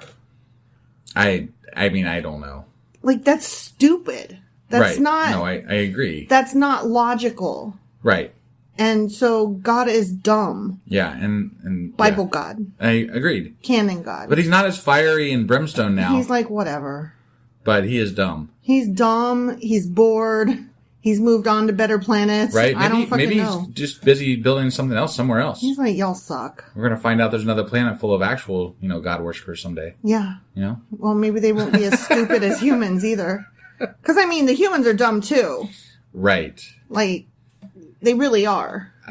In the context of they believe in God, but it's almost like they make it clear to us we don't really believe in this God. I know. So, it's hard to say, are they dumb or are they just living their lives? True. So I don't know. That is true. I would agree if God were real, if this is a real phenomenon, then yes, they are being dumb. But as it stands, it seems like he's not doing a whole lot. And because put it this way, whether God is real or not, whether there was a God or not, they would still be battling on and off with the people whose land they stole. Right. That would happen anyway, regardless. Yeah. So to tack on a God effect, we're getting along now because he's rewarding us. Oh no, we're fighting again because we are punished. That's stupid. Right. Because they were going to be fighting anyway. Yeah, no, I completely agree. Because they colonized and invaded and stole the land. Right. So, all right, so what are we reading today? Today we are reading Judges chapter 4. All right, let's go do this. Let's.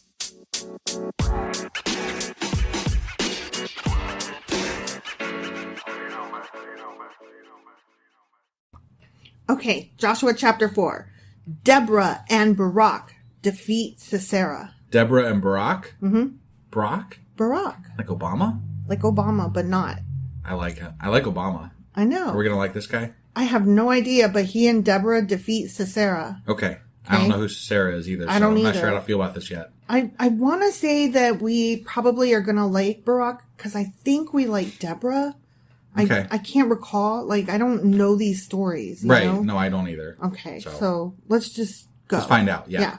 After Ehud's death, that was the last guy. Yeah, right. He was a judge, or, and he got 2 sentences. Right. Yeah.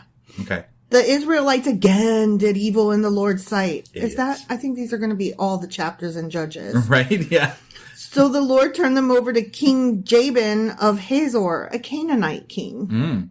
The commander of his army was Sisera. So yeah. Okay. There we go. Sisera's bad. But let me ask you this, though. If God is suddenly on the Canaanite side, are they bad or are the Israelites bad? They're all bad. I know, but I'm just saying, God's infallible, right? Supposedly. Right. No, I'm just saying. In canon, sure. Yeah. Right. So if he's infallible, why is he supporting the wrong side? To punish the right side.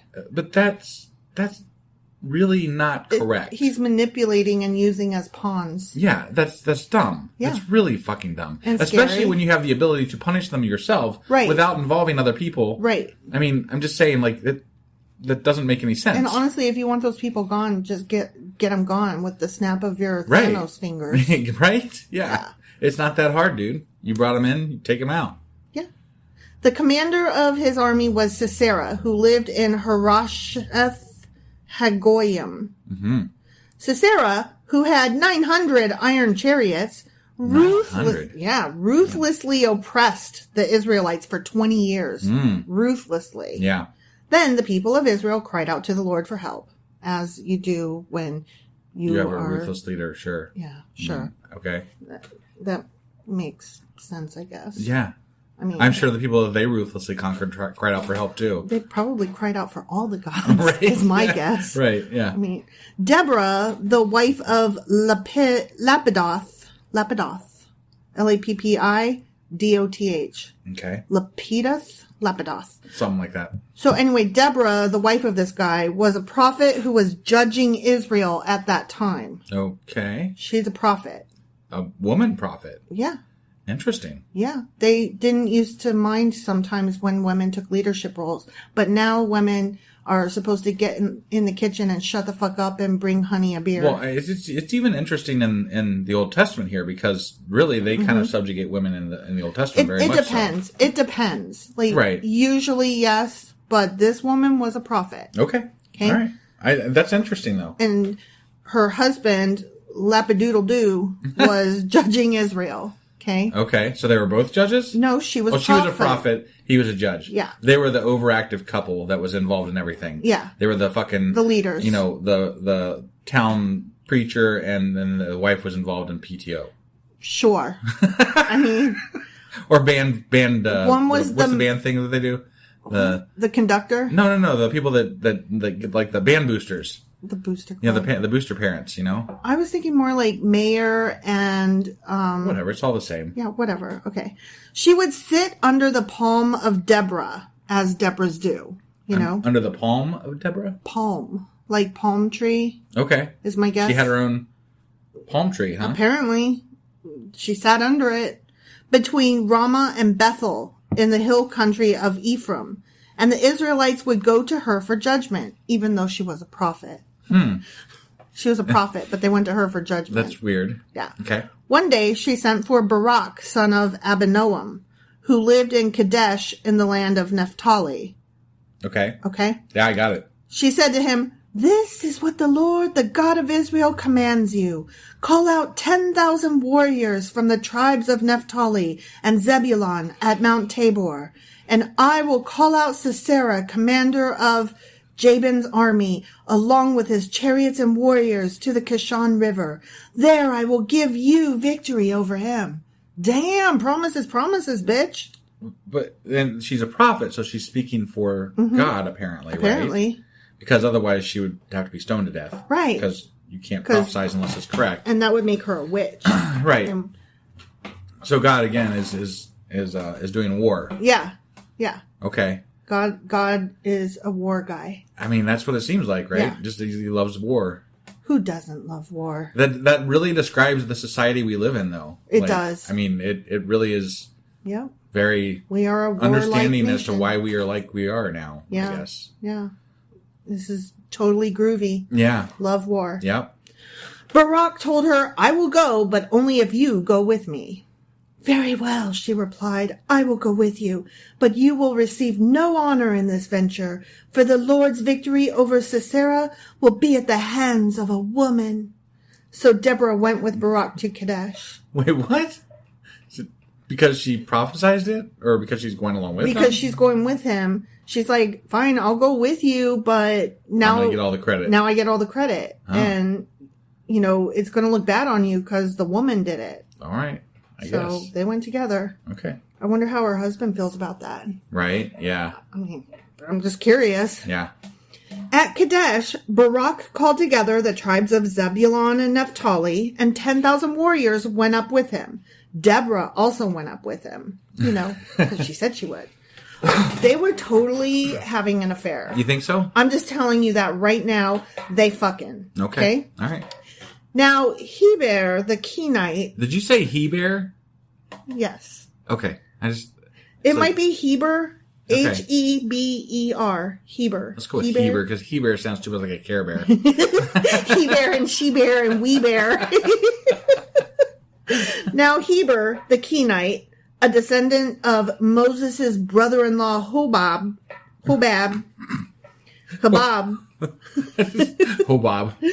had moved away from the other members of his tribe and pitched his tent, yeah, he did, by the oak of Zananim near Kadesh. Okay.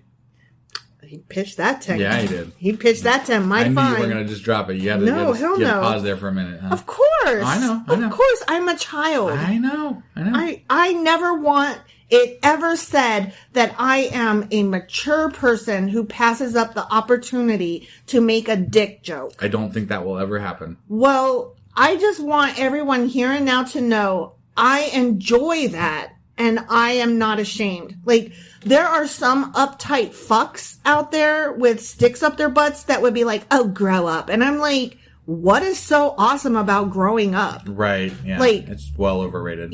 I seem to be much happier than you. I'm certainly having more fun. Yeah. Tell me, what is the enticement to grow up other than escape your ridicule? Right. You know? Right. Like, honestly. So fuck off, dick jokes for the win. Okay? Right. Oh, but here's the argument, just to stick on that subject for just a moment. Uh-huh. The argument that they would say is, you can't have good conversations. Like, well, that's fine. I'm not talking to you. But but here's the problem is that there's not anybody having good conversations on the other side either. Right. And that's been happening for a lot longer than we've been making, this absurd podcast. things. Yeah, right. Yeah. So like, no, whatever, true. Get off us. We're just fighting fire with fire. Well, so. I'm not fighting at all. I'm just living my life, and you're over there criticizing and telling me how immature I am. You're the one that's uptight and upset. But if you want somebody to see the absurdity of the Bible, right? Mm-hmm. It's been ingrained in society for so long that it kind of takes absurdness to break out of that mold sometimes. Like that's what I feel like we're doing is like saying, look at this a different way. Take this a different way, and right. That's why we're making fun of it. So right. Absurd works here. It's true. So it is whatever. true. Well, I'm not talking to people with sticks up their butt. Right. That's all I'm saying. Yeah, our fans do not have sticks up their butts. That is one thing I will say for certain. They might have sticks up their butts, but not with regard to my sense of humor and this particular podcast. So at least their sticks up their butts can be removed.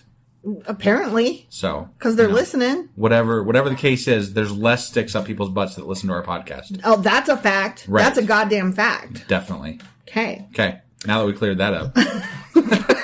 I have no idea how we got off on that. But anyways, when Sisera was told that Barak, son of Abinoam, had gone up to Mount Tabor, sorry, he called for all 900 of his iron chariots and all of his warriors, and they marched from Harosheth Hagoyim to the Kishon River. Okay. Yeah, I totally got it. They march in. I got it. So Sisero's the bad guy. Yep, and Barak's the good guy, but the woman's going to take all the credit, and her name's Deborah. And Sisera just got all of his 900 chariots. Right. Okay? And he's ready to do damage. Right. And God told them to show up, and also told the Israelites to show up. Right. God's like, I'm going to make you guys fight each other. Yeah. So. Now, you were asking good guy versus bad guy, who do we cheer for? In Bible canon, we are supposed to be cheering for Barak and Deborah. Of course. So. Right. That's who I'm choosing. Yeah. It's always the Israelites we're supposed to cheer for. Oh, yeah, definitely. Even though they are land-stealing motherfuckers. Right. In Bible canon. Yeah. Okay? Yep. Then Deborah said to Barak, "Get ready. This is the day the Lord will give you victory over Sisera, for the Lord is marching ahead of you." That's what she said. Is he marching ahead of them, though? I didn't see him. Yeah. I don't know. What's he doing? Playing with his dick, probably. I mean, right? So Barak led his 10,000 warriors down the slopes of Mount Tabor into battle. When Barak attacked, the Lord threw Sisera and his chariots and warriors into a panic. Into a panic. He made them panic. Okay. Not poisonous snakes, not fire. Right. Panic. He made them panic. He didn't send any earthquakes or what the fuck ever. He just made them panic. Got it. Sisera leaped down from his chariot and escaped on foot. Of course he did. Then Barak chased the chariots and the enemy army all the way to Harosheth Hagoyim. Yeah. Killing all of Sisera's warriors. Not a single one was left alive. Not a single one. Never. Not even the guy that was leading them and ran away? No, Sisera ran away, but all his mans are dead. Okay. Okay? All right. Meanwhile, Sisera... Back at the ranch. You stupid. Sorry.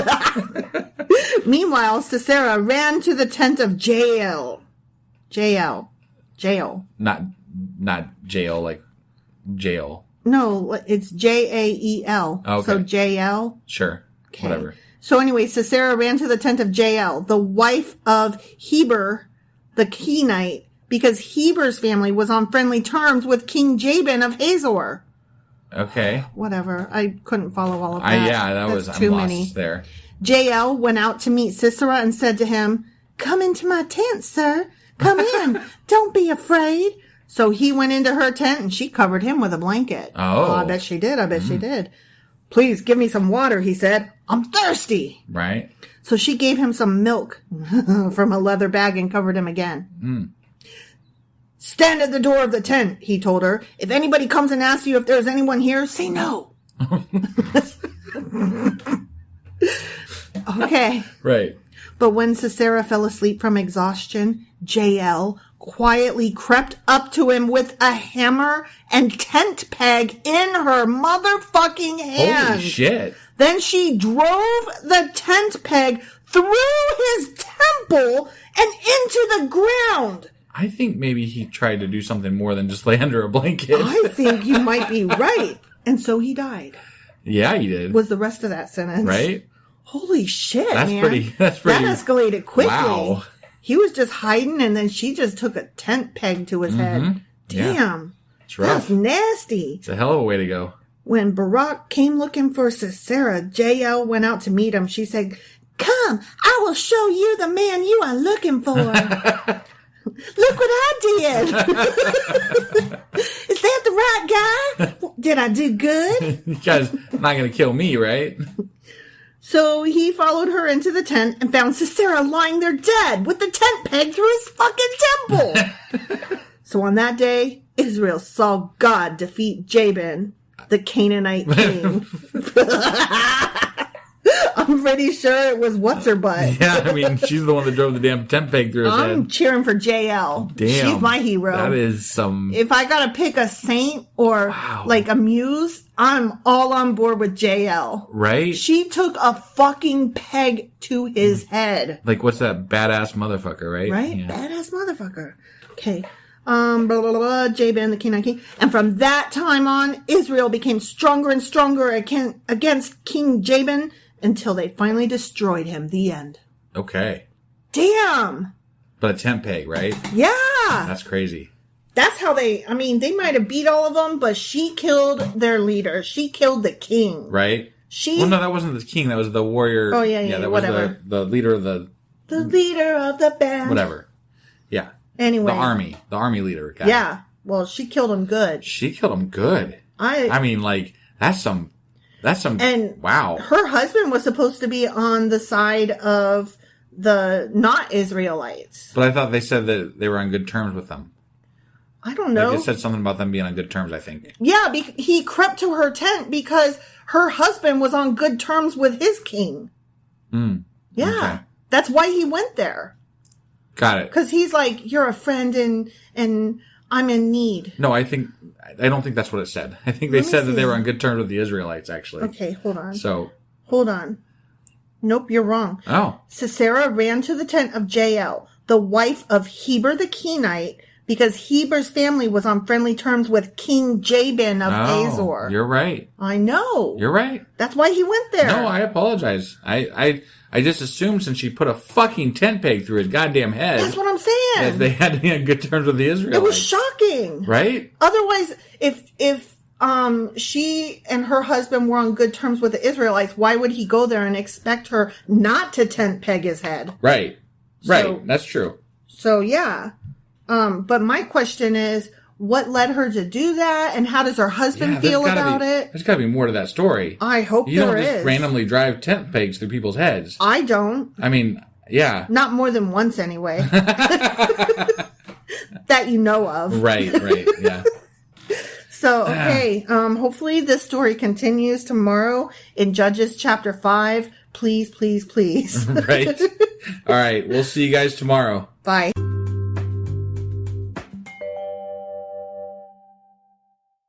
Husband. Wife. Do you remember what happened yesterday? Not even a little bit, no. Okay.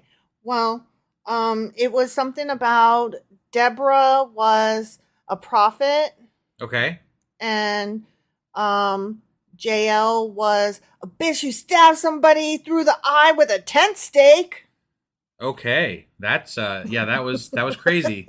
For sure. Remember that? I do. That was the best part. It was. Yeah, that was nuts. She was fucking badass. Right? She's my Patronus. So what are we reading today? Well, it looks like the Israelites are on their way to victory, supposedly. Right, maybe. finally. Maybe. We'll see. After all these decades and whatever. Yeah. And backs and forths and whatever the hell it is. So we'll find out for sure in Judges chapter 5. All right, let's go do this. Okay.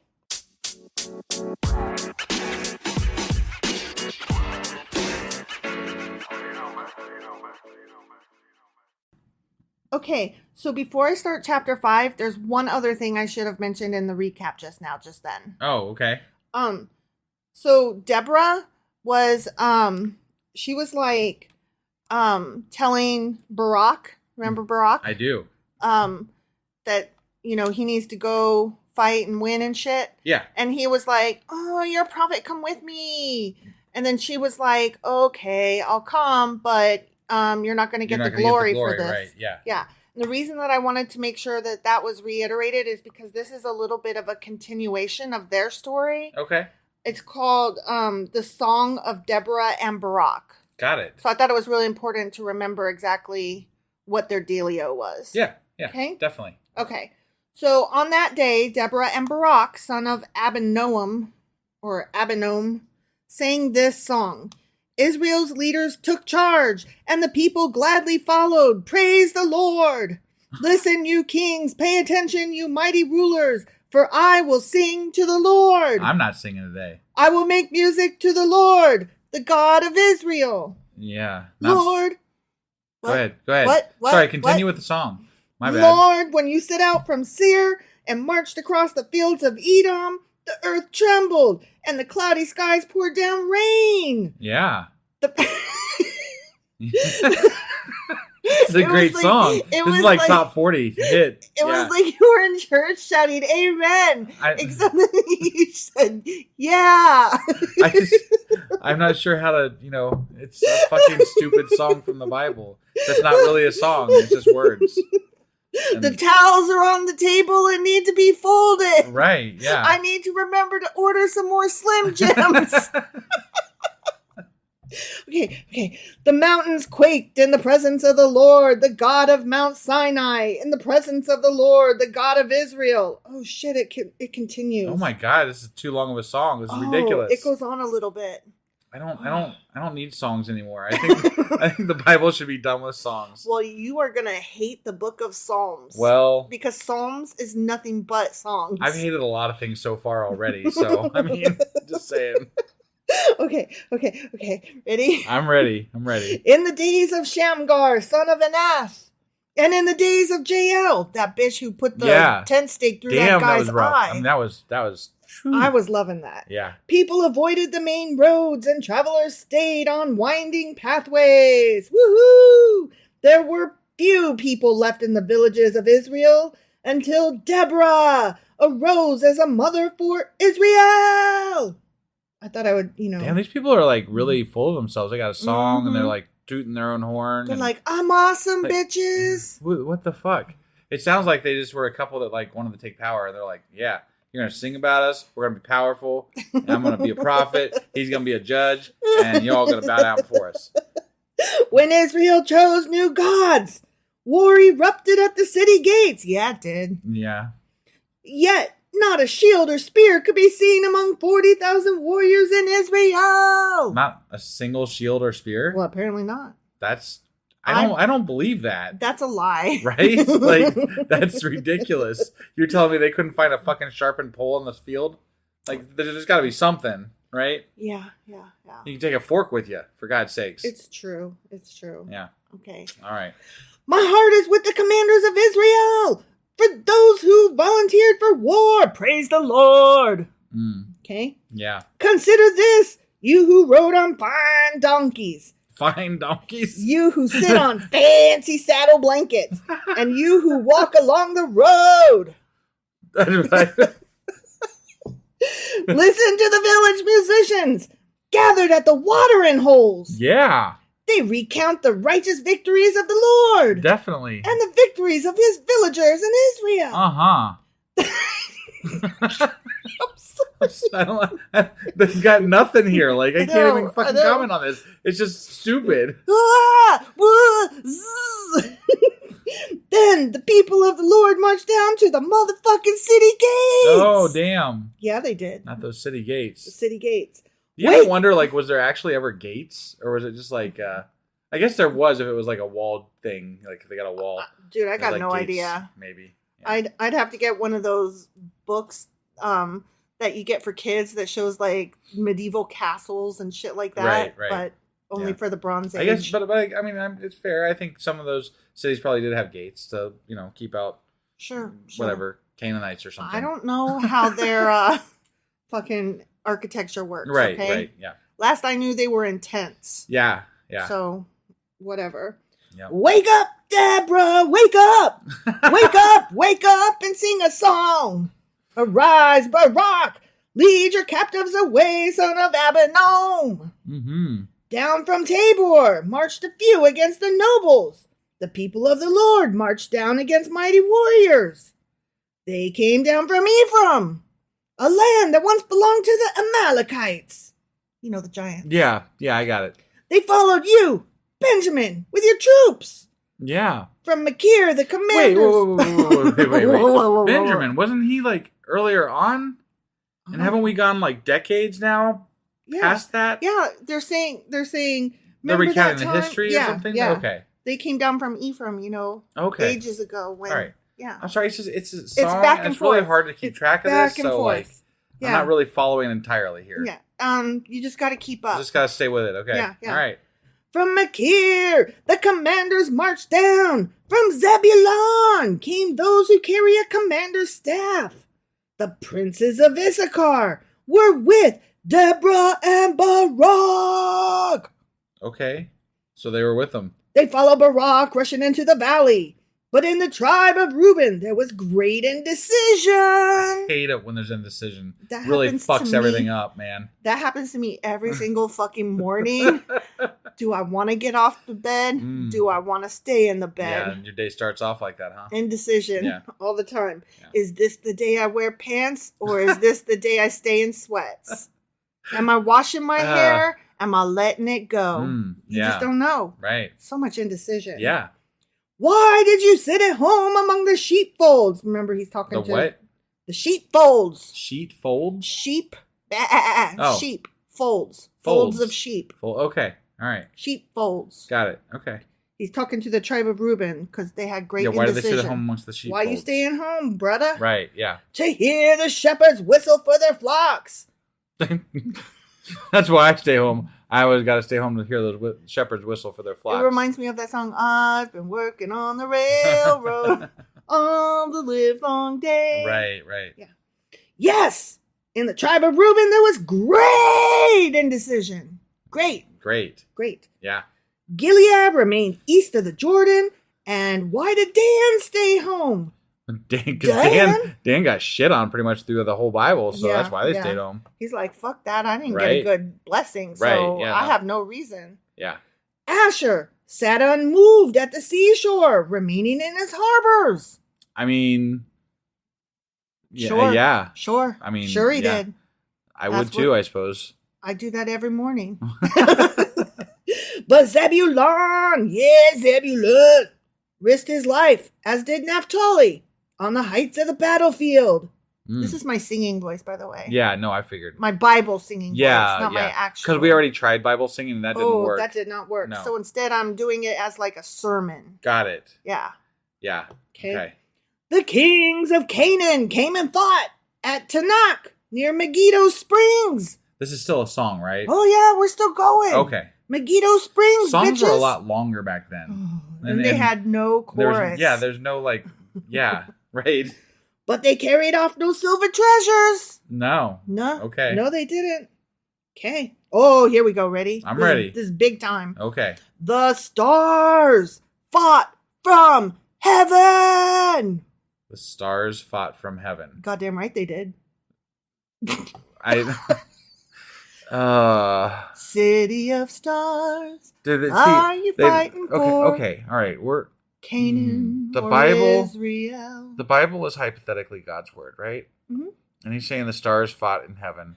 They fought from heaven. And you rolled right over my fucking City of Stars thing. La La Land song. Yeah, I did. It was funny. I sure did. Asshole. I rolled over that. I know. Yeah, I don't know where I was going with that, except for it's stupid. So let me just get this straight. You rolled over my song for no reason whatsoever. Yes, that is correct. I fucking hate you sometimes. I know. I apologize. Because that was good. I sang City of Stars, man. Yeah. Fuck you. Fuck you. So anyway, the stars fought from heaven. Okay. The stars in their orbits fought against Sisera.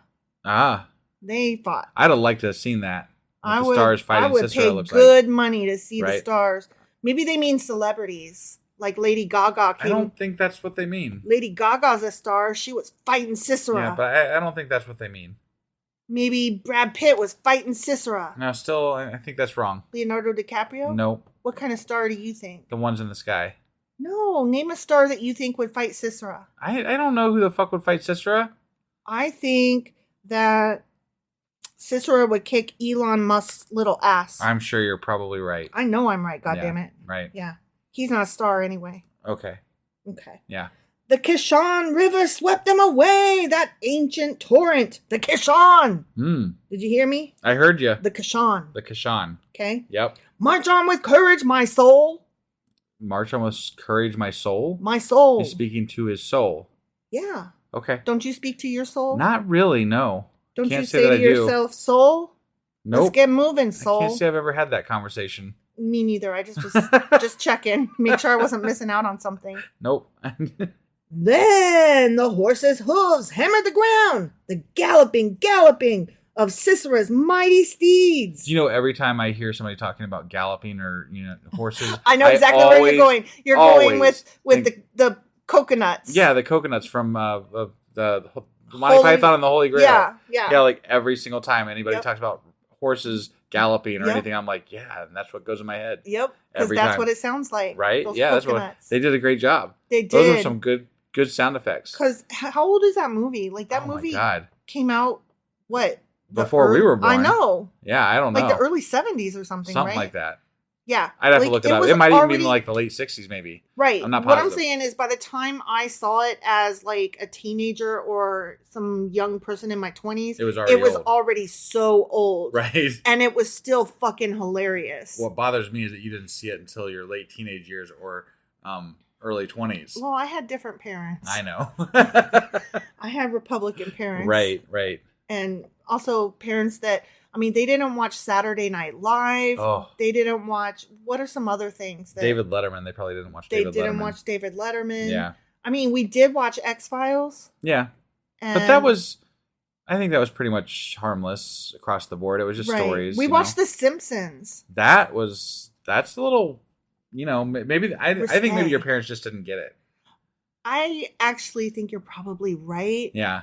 In retrospect, yeah. I'm just saying. Yeah. Not to be mean. No, I think you're right because sometimes I'll say a joke and then they won't get it and then I have to explain it and then I'm like, oh. Yeah. Or if I tell them something that's like everybody knows this, I can't even think of a good example. Yeah. But they've never heard of it, so they're like, and I'm like, no, I promise. Yeah. This is common knowledge, you guys. Right. You don't even have to be on Twitter to know it. Right. Yeah. Okay, I'm sorry. Twitter knows everything. Shut up. I was stalling just now. So why? Because this song is fucking long. Oh, well, it's not going to get any shorter the more you stall. You're being an asshole. Maybe a little bit. You're being uppity. Maybe just a tad. It's like you resent the fact that I have to sing this song. I resent the fact that there's not much to comment on because it's dumb. That's why I'm adding little stories in there. Right. Okay. Let the people of Miraz be cursed, said the angel of the Lord. Let them be utterly cursed because they did not come to help the Lord against the mighty warriors. But yeah. Most blessed among women is Jael. Yeah, fuck yeah. Yeah. The wife of Heber the Kenite. May she be blessed above all women who live in tents. She is the one. It took a minute. It took a second. She is the top woman that lives in tents. Of all the women who live in tents, she's the one. She's the top one. Dog. Yeah. But I mean, she did, murder somebody. That was crazy. She was a murderer. Yeah. I mean, it happened to be for the team we're pulling for. Right. But regardless, she was a sick-ass murderer. Yeah. She's still my Patronus. I mean, care. That was, yeah. Sisera asked for water, and she gave him milk. In a bowl fit for nobles, she brought him yogurt. I gotta wonder, what is the significance of giving him milk versus water? Like, is it just that she didn't follow his directions? No, it's a step up. And she brought him yogurt. Like, she treated him so good. Yeah. And then she turned around and went, psych, and stabbed him in the eye. Oh, okay. Yeah. All right. See, listen. In a bowl fit for nobles, she brought him yogurt. Okay. See? She treated him like the king person that he was claiming to be. Got it. And she was like, anything for you, my lord. Right. Then with her left hand, she reached for a tent peg. And with her right hand, for the workman's hammer. Why did she have a workman's hammer? She was getting busy. I don't know. She struck Sisera with the hammer, crushing his head. Wait, I thought she drove the tent peg through his head. Mm-hmm. I mean, it would be smarter to crush his head first. So. With a shattering blow, she pierced his temples. Okay. He sank. He fell. He lay still at her feet. I mean, he was on the bed, so I don't know if any of that's true. But whatever. And where he sank, there he died. Well, yeah. Tent pegs through the head usually do that to you. I always die when I get a tent peg through the head. From the window, Sisera's mother looked out. Through the window, she watched for his return, saying, why is his chariot so long in coming? Why don't we hear the sound of chariot wheels? Thought I'd throw some sound of music. Yeah, that's what I was thinking. Like, I couldn't get. Yeah, sound of music was in my head because it just sounded like the scene where she's like got her arms open and hills are alive with the sound of music. Right, you better watch it. We might get hit for like copyright infringement here. Whatever. I guarantee I didn't sound nothing like that song. Oh, okay. All right. Her wise women answer, and she repeats these words to herself. They must be dividing the captured plunder with a woman or two for every man, because men need lots of women to fuck. That last part was me. I added that. Yeah, okay. There will be colorful robes for Sisera. Be colorful what? Robes, okay. Like what Joseph wore when he was technicolored. Sorry, you're singing sing-song voice. I can't understand everything you're saying. He got sold to the Egyptians. Right. And colorful embroidered robes for me. Okay. This is his mom singing, so I have to give her this voice of innocence. Okay. Okay. Is it still the same song though? Yeah. Oh yeah. It's still the same song. Still the same song. Yeah. Okay. Yeah, and she does not know that her son's been murdered. She's like, what's taking so long? Oh, they're probably splitting up the plunder, the women and the robes. Right, shit. Yeah. Yes, the plunder will include colorful robes embroidered on both sides. But no, it won't. Lord, may all your enemies die like Sisera. May those who love you rise like the sun in all its power. Yeah, all your enemies should die with a tent peg through their fucking skull. So that's the end of the song, but there's one more sentence. Oh, okay. You're going to love this one. Ready? I'm sure you're right. Then there was peace in the land for 40 years. but only 40 years. The end. Okay. Well, so that was... Why? Oh, why? They need to stop singing. Singing's bad in the Bible. Yeah. And they shouldn't do it. It's true. So hopefully there's less singing tomorrow. Or no. Today's Friday. Yeah. So tomorrow is our Q&A. Tomorrow's our Q&A, and then Sunday's our replay. And then on Monday, we'll be back for Judges chapter 6. All right. Awesome. Hopefully, I won't be singing. Yeah, definitely. All right. We'll see you guys later. Bye.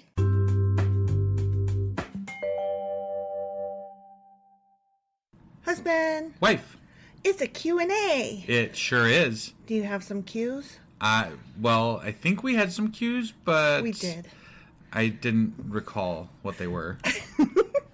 That's okay. I have some Q's and I have their A's. Okay. So we're going to go over a little bit about the book of Joshua and some false god stuff and yeah. Yeah? Yeah. Okay. Well, let's go jump into this and do this. All right. All right.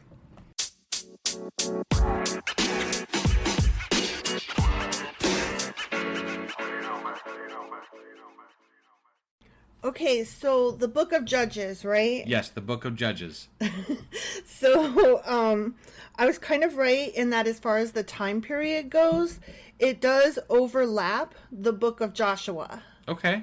So, it was a little confusing to me because, like, it seemed very intrusive into that time frame. Yeah. And I was like, wait, what? This doesn't work. No, I totally get it. It basically picks up towards the end of Joshua's life. Okay. And then continues on from there. And when they talk about Joshua or when they say his name, they're more referring to that time period. It's kind of like a remember when. Okay. Rather than we're going back in history and this happened, haha. Right. So it's kind of like keep up. You know what I mean? Got it, yeah. And so part of the reason that they do that is because they're kind of going back and forth. Like, I think when we were off recording off the mic, you said something about how he was almost like the first judge. Yeah. Yeah, no, I mean, like, because after that there was, I think, Othniel, and then they started the next judge was after that. So, like, he kind of started the whole... I mean, you could consider him maybe the first judge or something. Yeah, absolutely, absolutely. I think that's a really astute observation, honestly, because... like I said, the book of Judges does pick up towards the end of his life. And during the days of Joshua, Israel did not fully possess the land, the promised land. Which was a little bit misleading in the reading of it. But exactly. Hey, whatever. Exactly. But during that time period, although they compromised a lot or hadn't conquered all the land and kind of either lived in battle with the people or lived in peace with the people, right?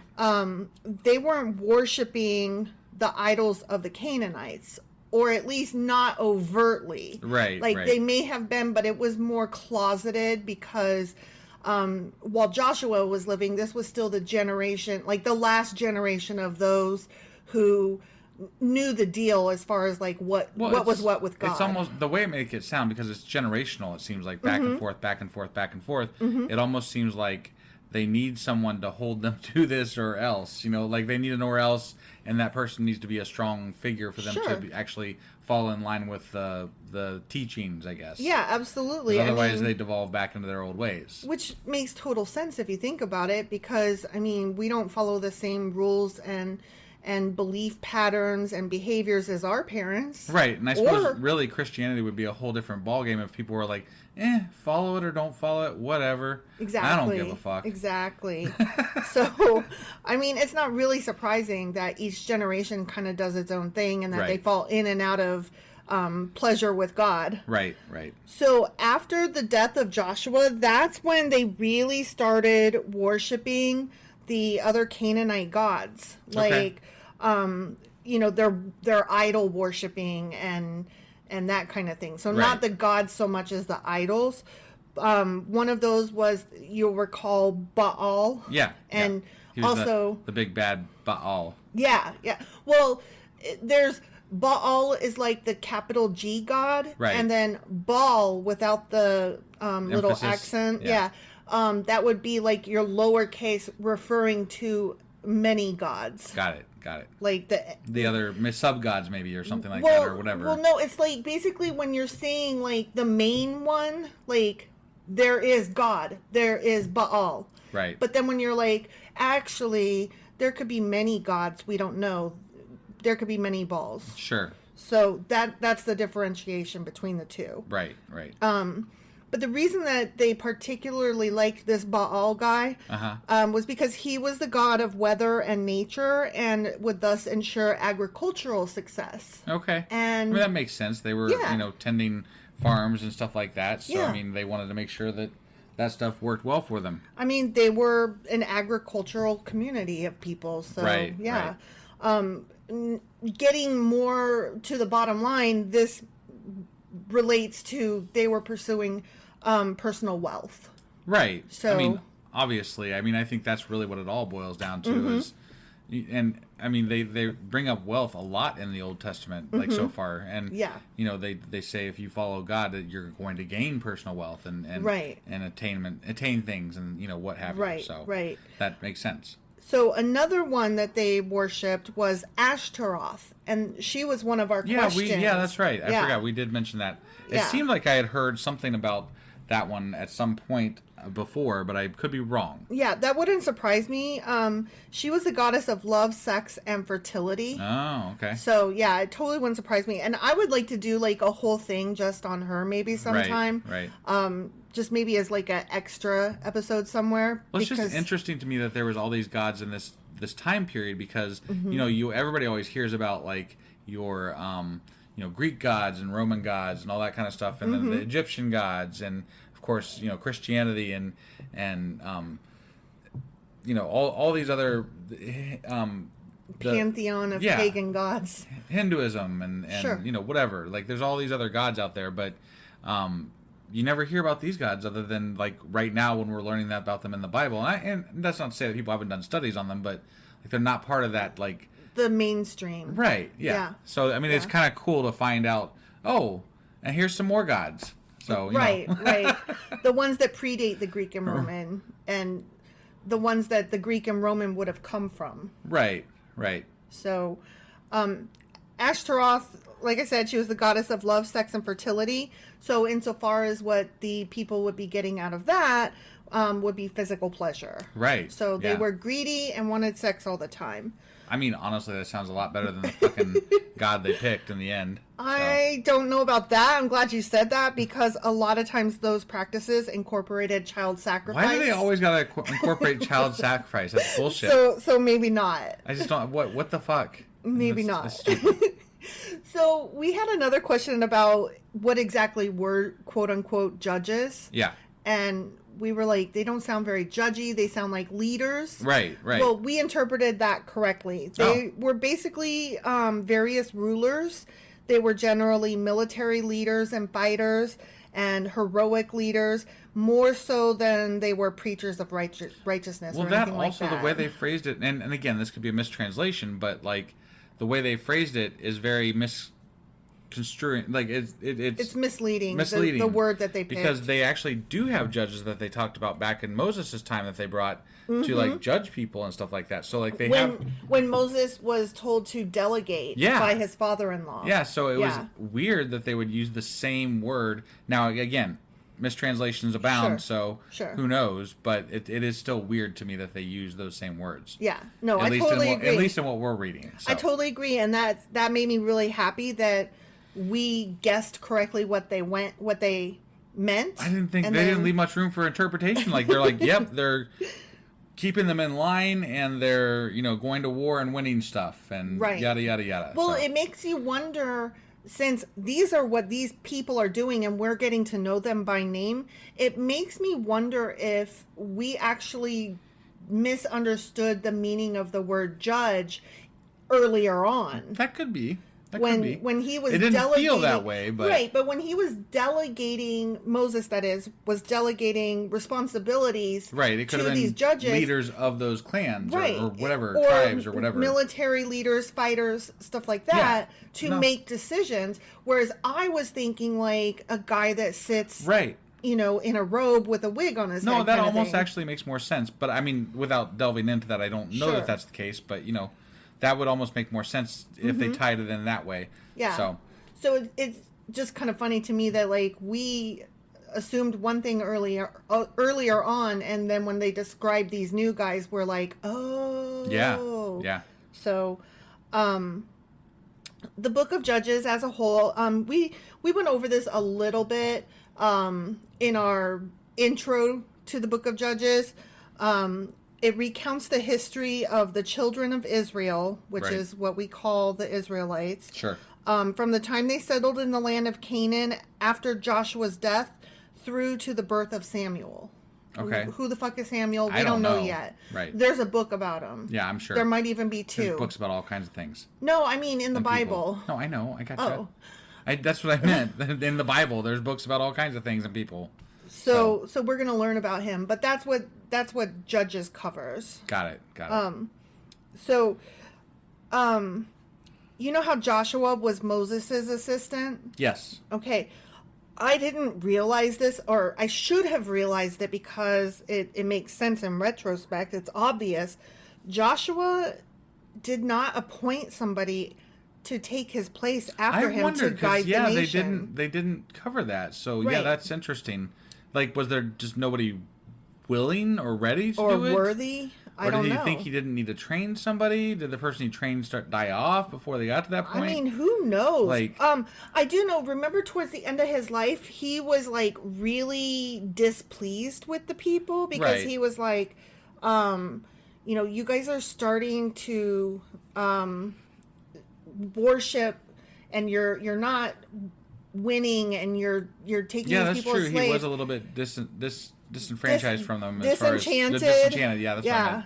Unimpressed. Sorry. Unimpressed, at the very least. Yes. He was like, I don't... And remember, he was like, okay, you're going to need to give up all of your sins and, you know, do this and do that. Which implied that there was things going wrong in his eyes. Exactly.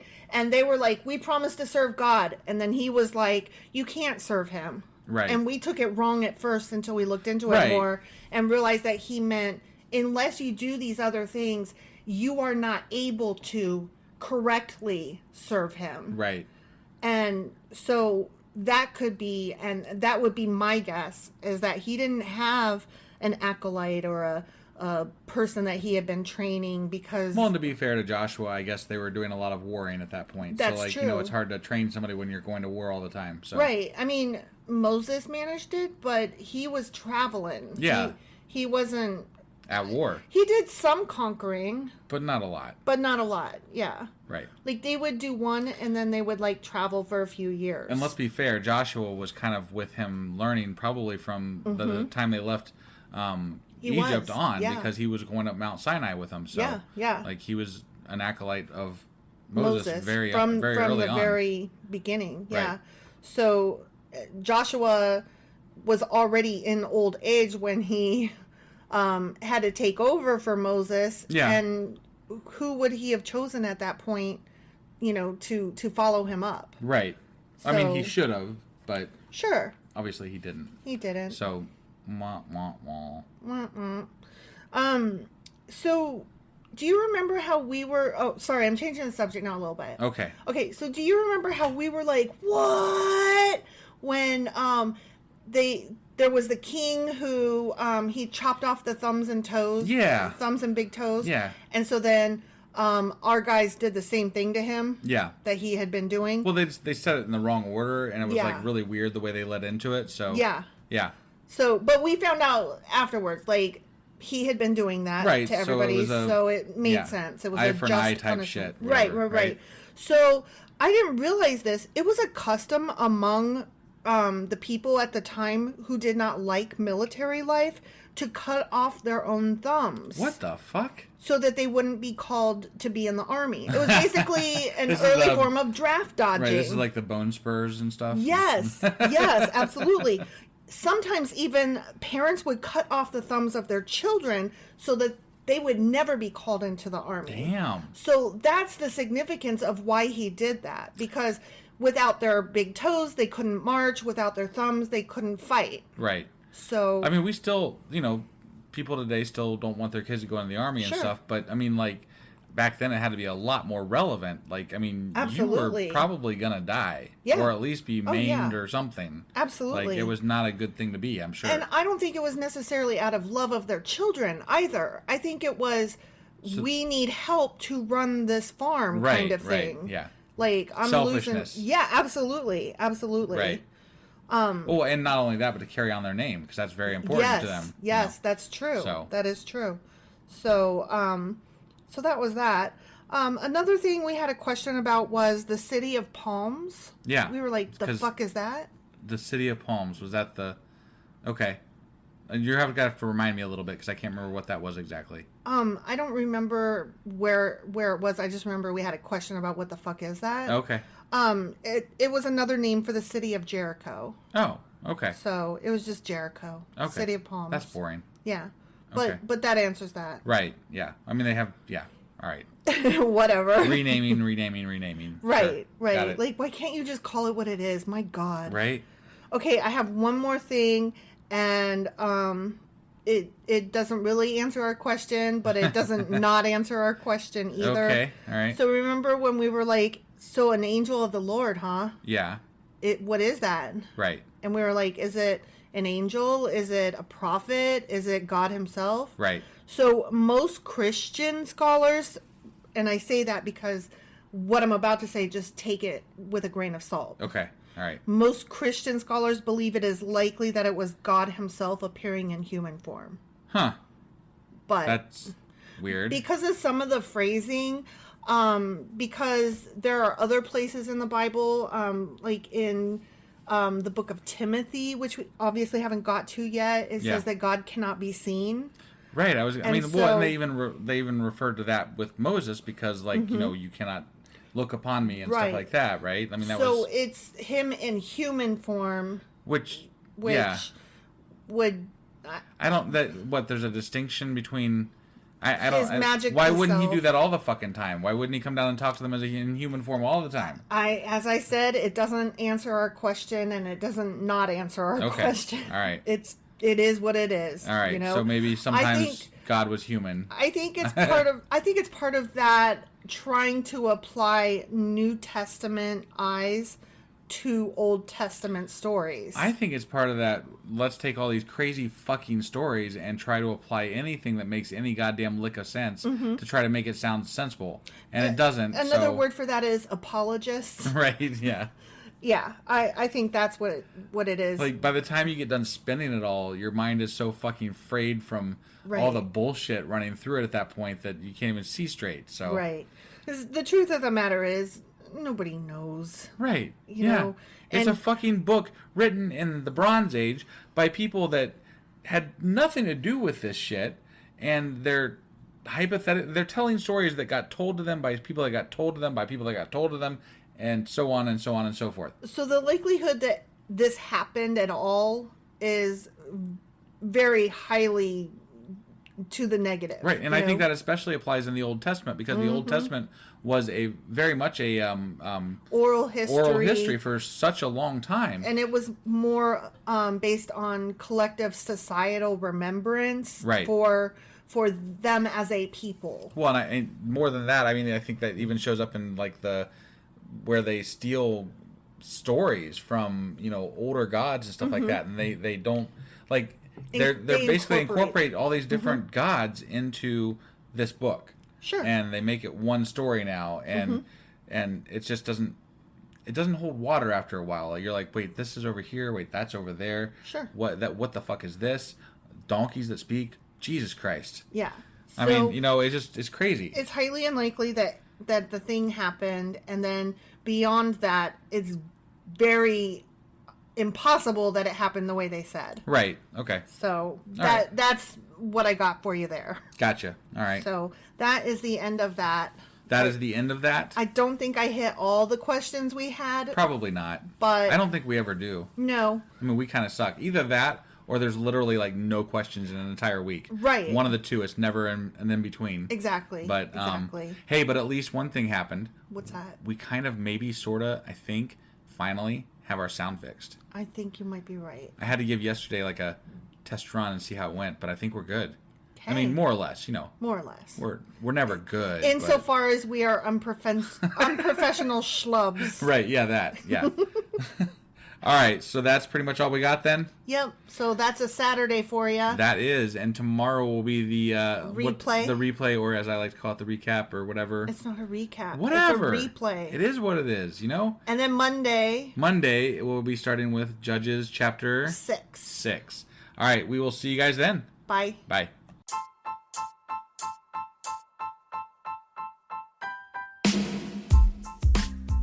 Husband. Yes, wife? Remember how you told me we're on Patreon now? Yeah, why? because we're starting something new for Patreon members only. Every couple of weeks, we'll cover something in the news, a current event, or something we feel strongly needs to be discussed. And only subscribers get to hear our discussion. That's right. It's all for our Patreon members as a thank you for their support. Join now for as little as $2 a month to get all of our extra content. Go to patreon.com/sacrilegious discourse. Do it now.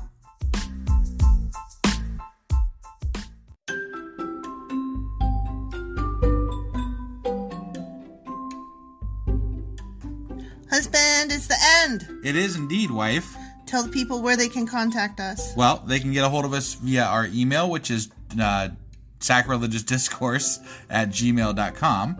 We have Twitter at sacrilegious_D. For D's nuts. Oh, why do you know? Why do you keep doing that? Ugh. All right, we have a Facebook page, an Instagram page, and a Pinterest page. But if you really want to get our attention, Twitter's where it's at. Twitter is where you're at. Yeah. And they should also review, like, and subscribe, yeah? Definitely. Apple Podcasts reviews help us out tremendously. And we also can use your support on Patreon, which is a great place to support us as well. That would be at patreon.com/sacrilegious discourse. Don't forget to say thanks. Thanks. Okay, bye. Bye.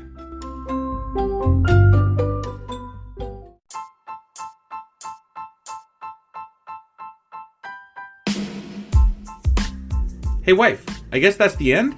But husband, that's just sad. It doesn't have to be. We are on lots of social media platforms like Twitter. Our handle there is sacrilegious_D. For D's nuts. Oh my God.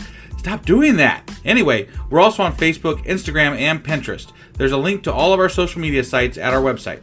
Ooh, we have a website? Yeah, it's sacrilegiousdiscourse.com, where you can also find a link to our merch shop. We have a merch shop? Yep, we have podcast-themed clothing, mugs, notebooks, and more, as well as an atheist and science-themed products. Wow, our fans should really go check that out right now. Definitely. They can get in touch with us by sending an email to sacrilegiousdiscourse@gmail.com.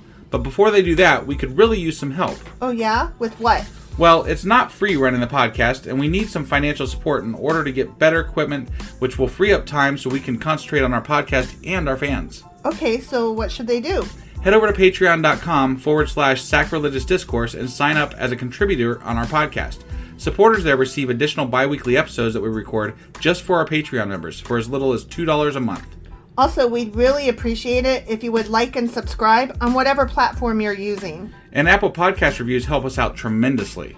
Like and subscribe. Leave an Apple review. Join us on Twitter. Support us on Patreon. That's a lot of instructions. Don't forget to say thanks. Thanks. Okay, bye.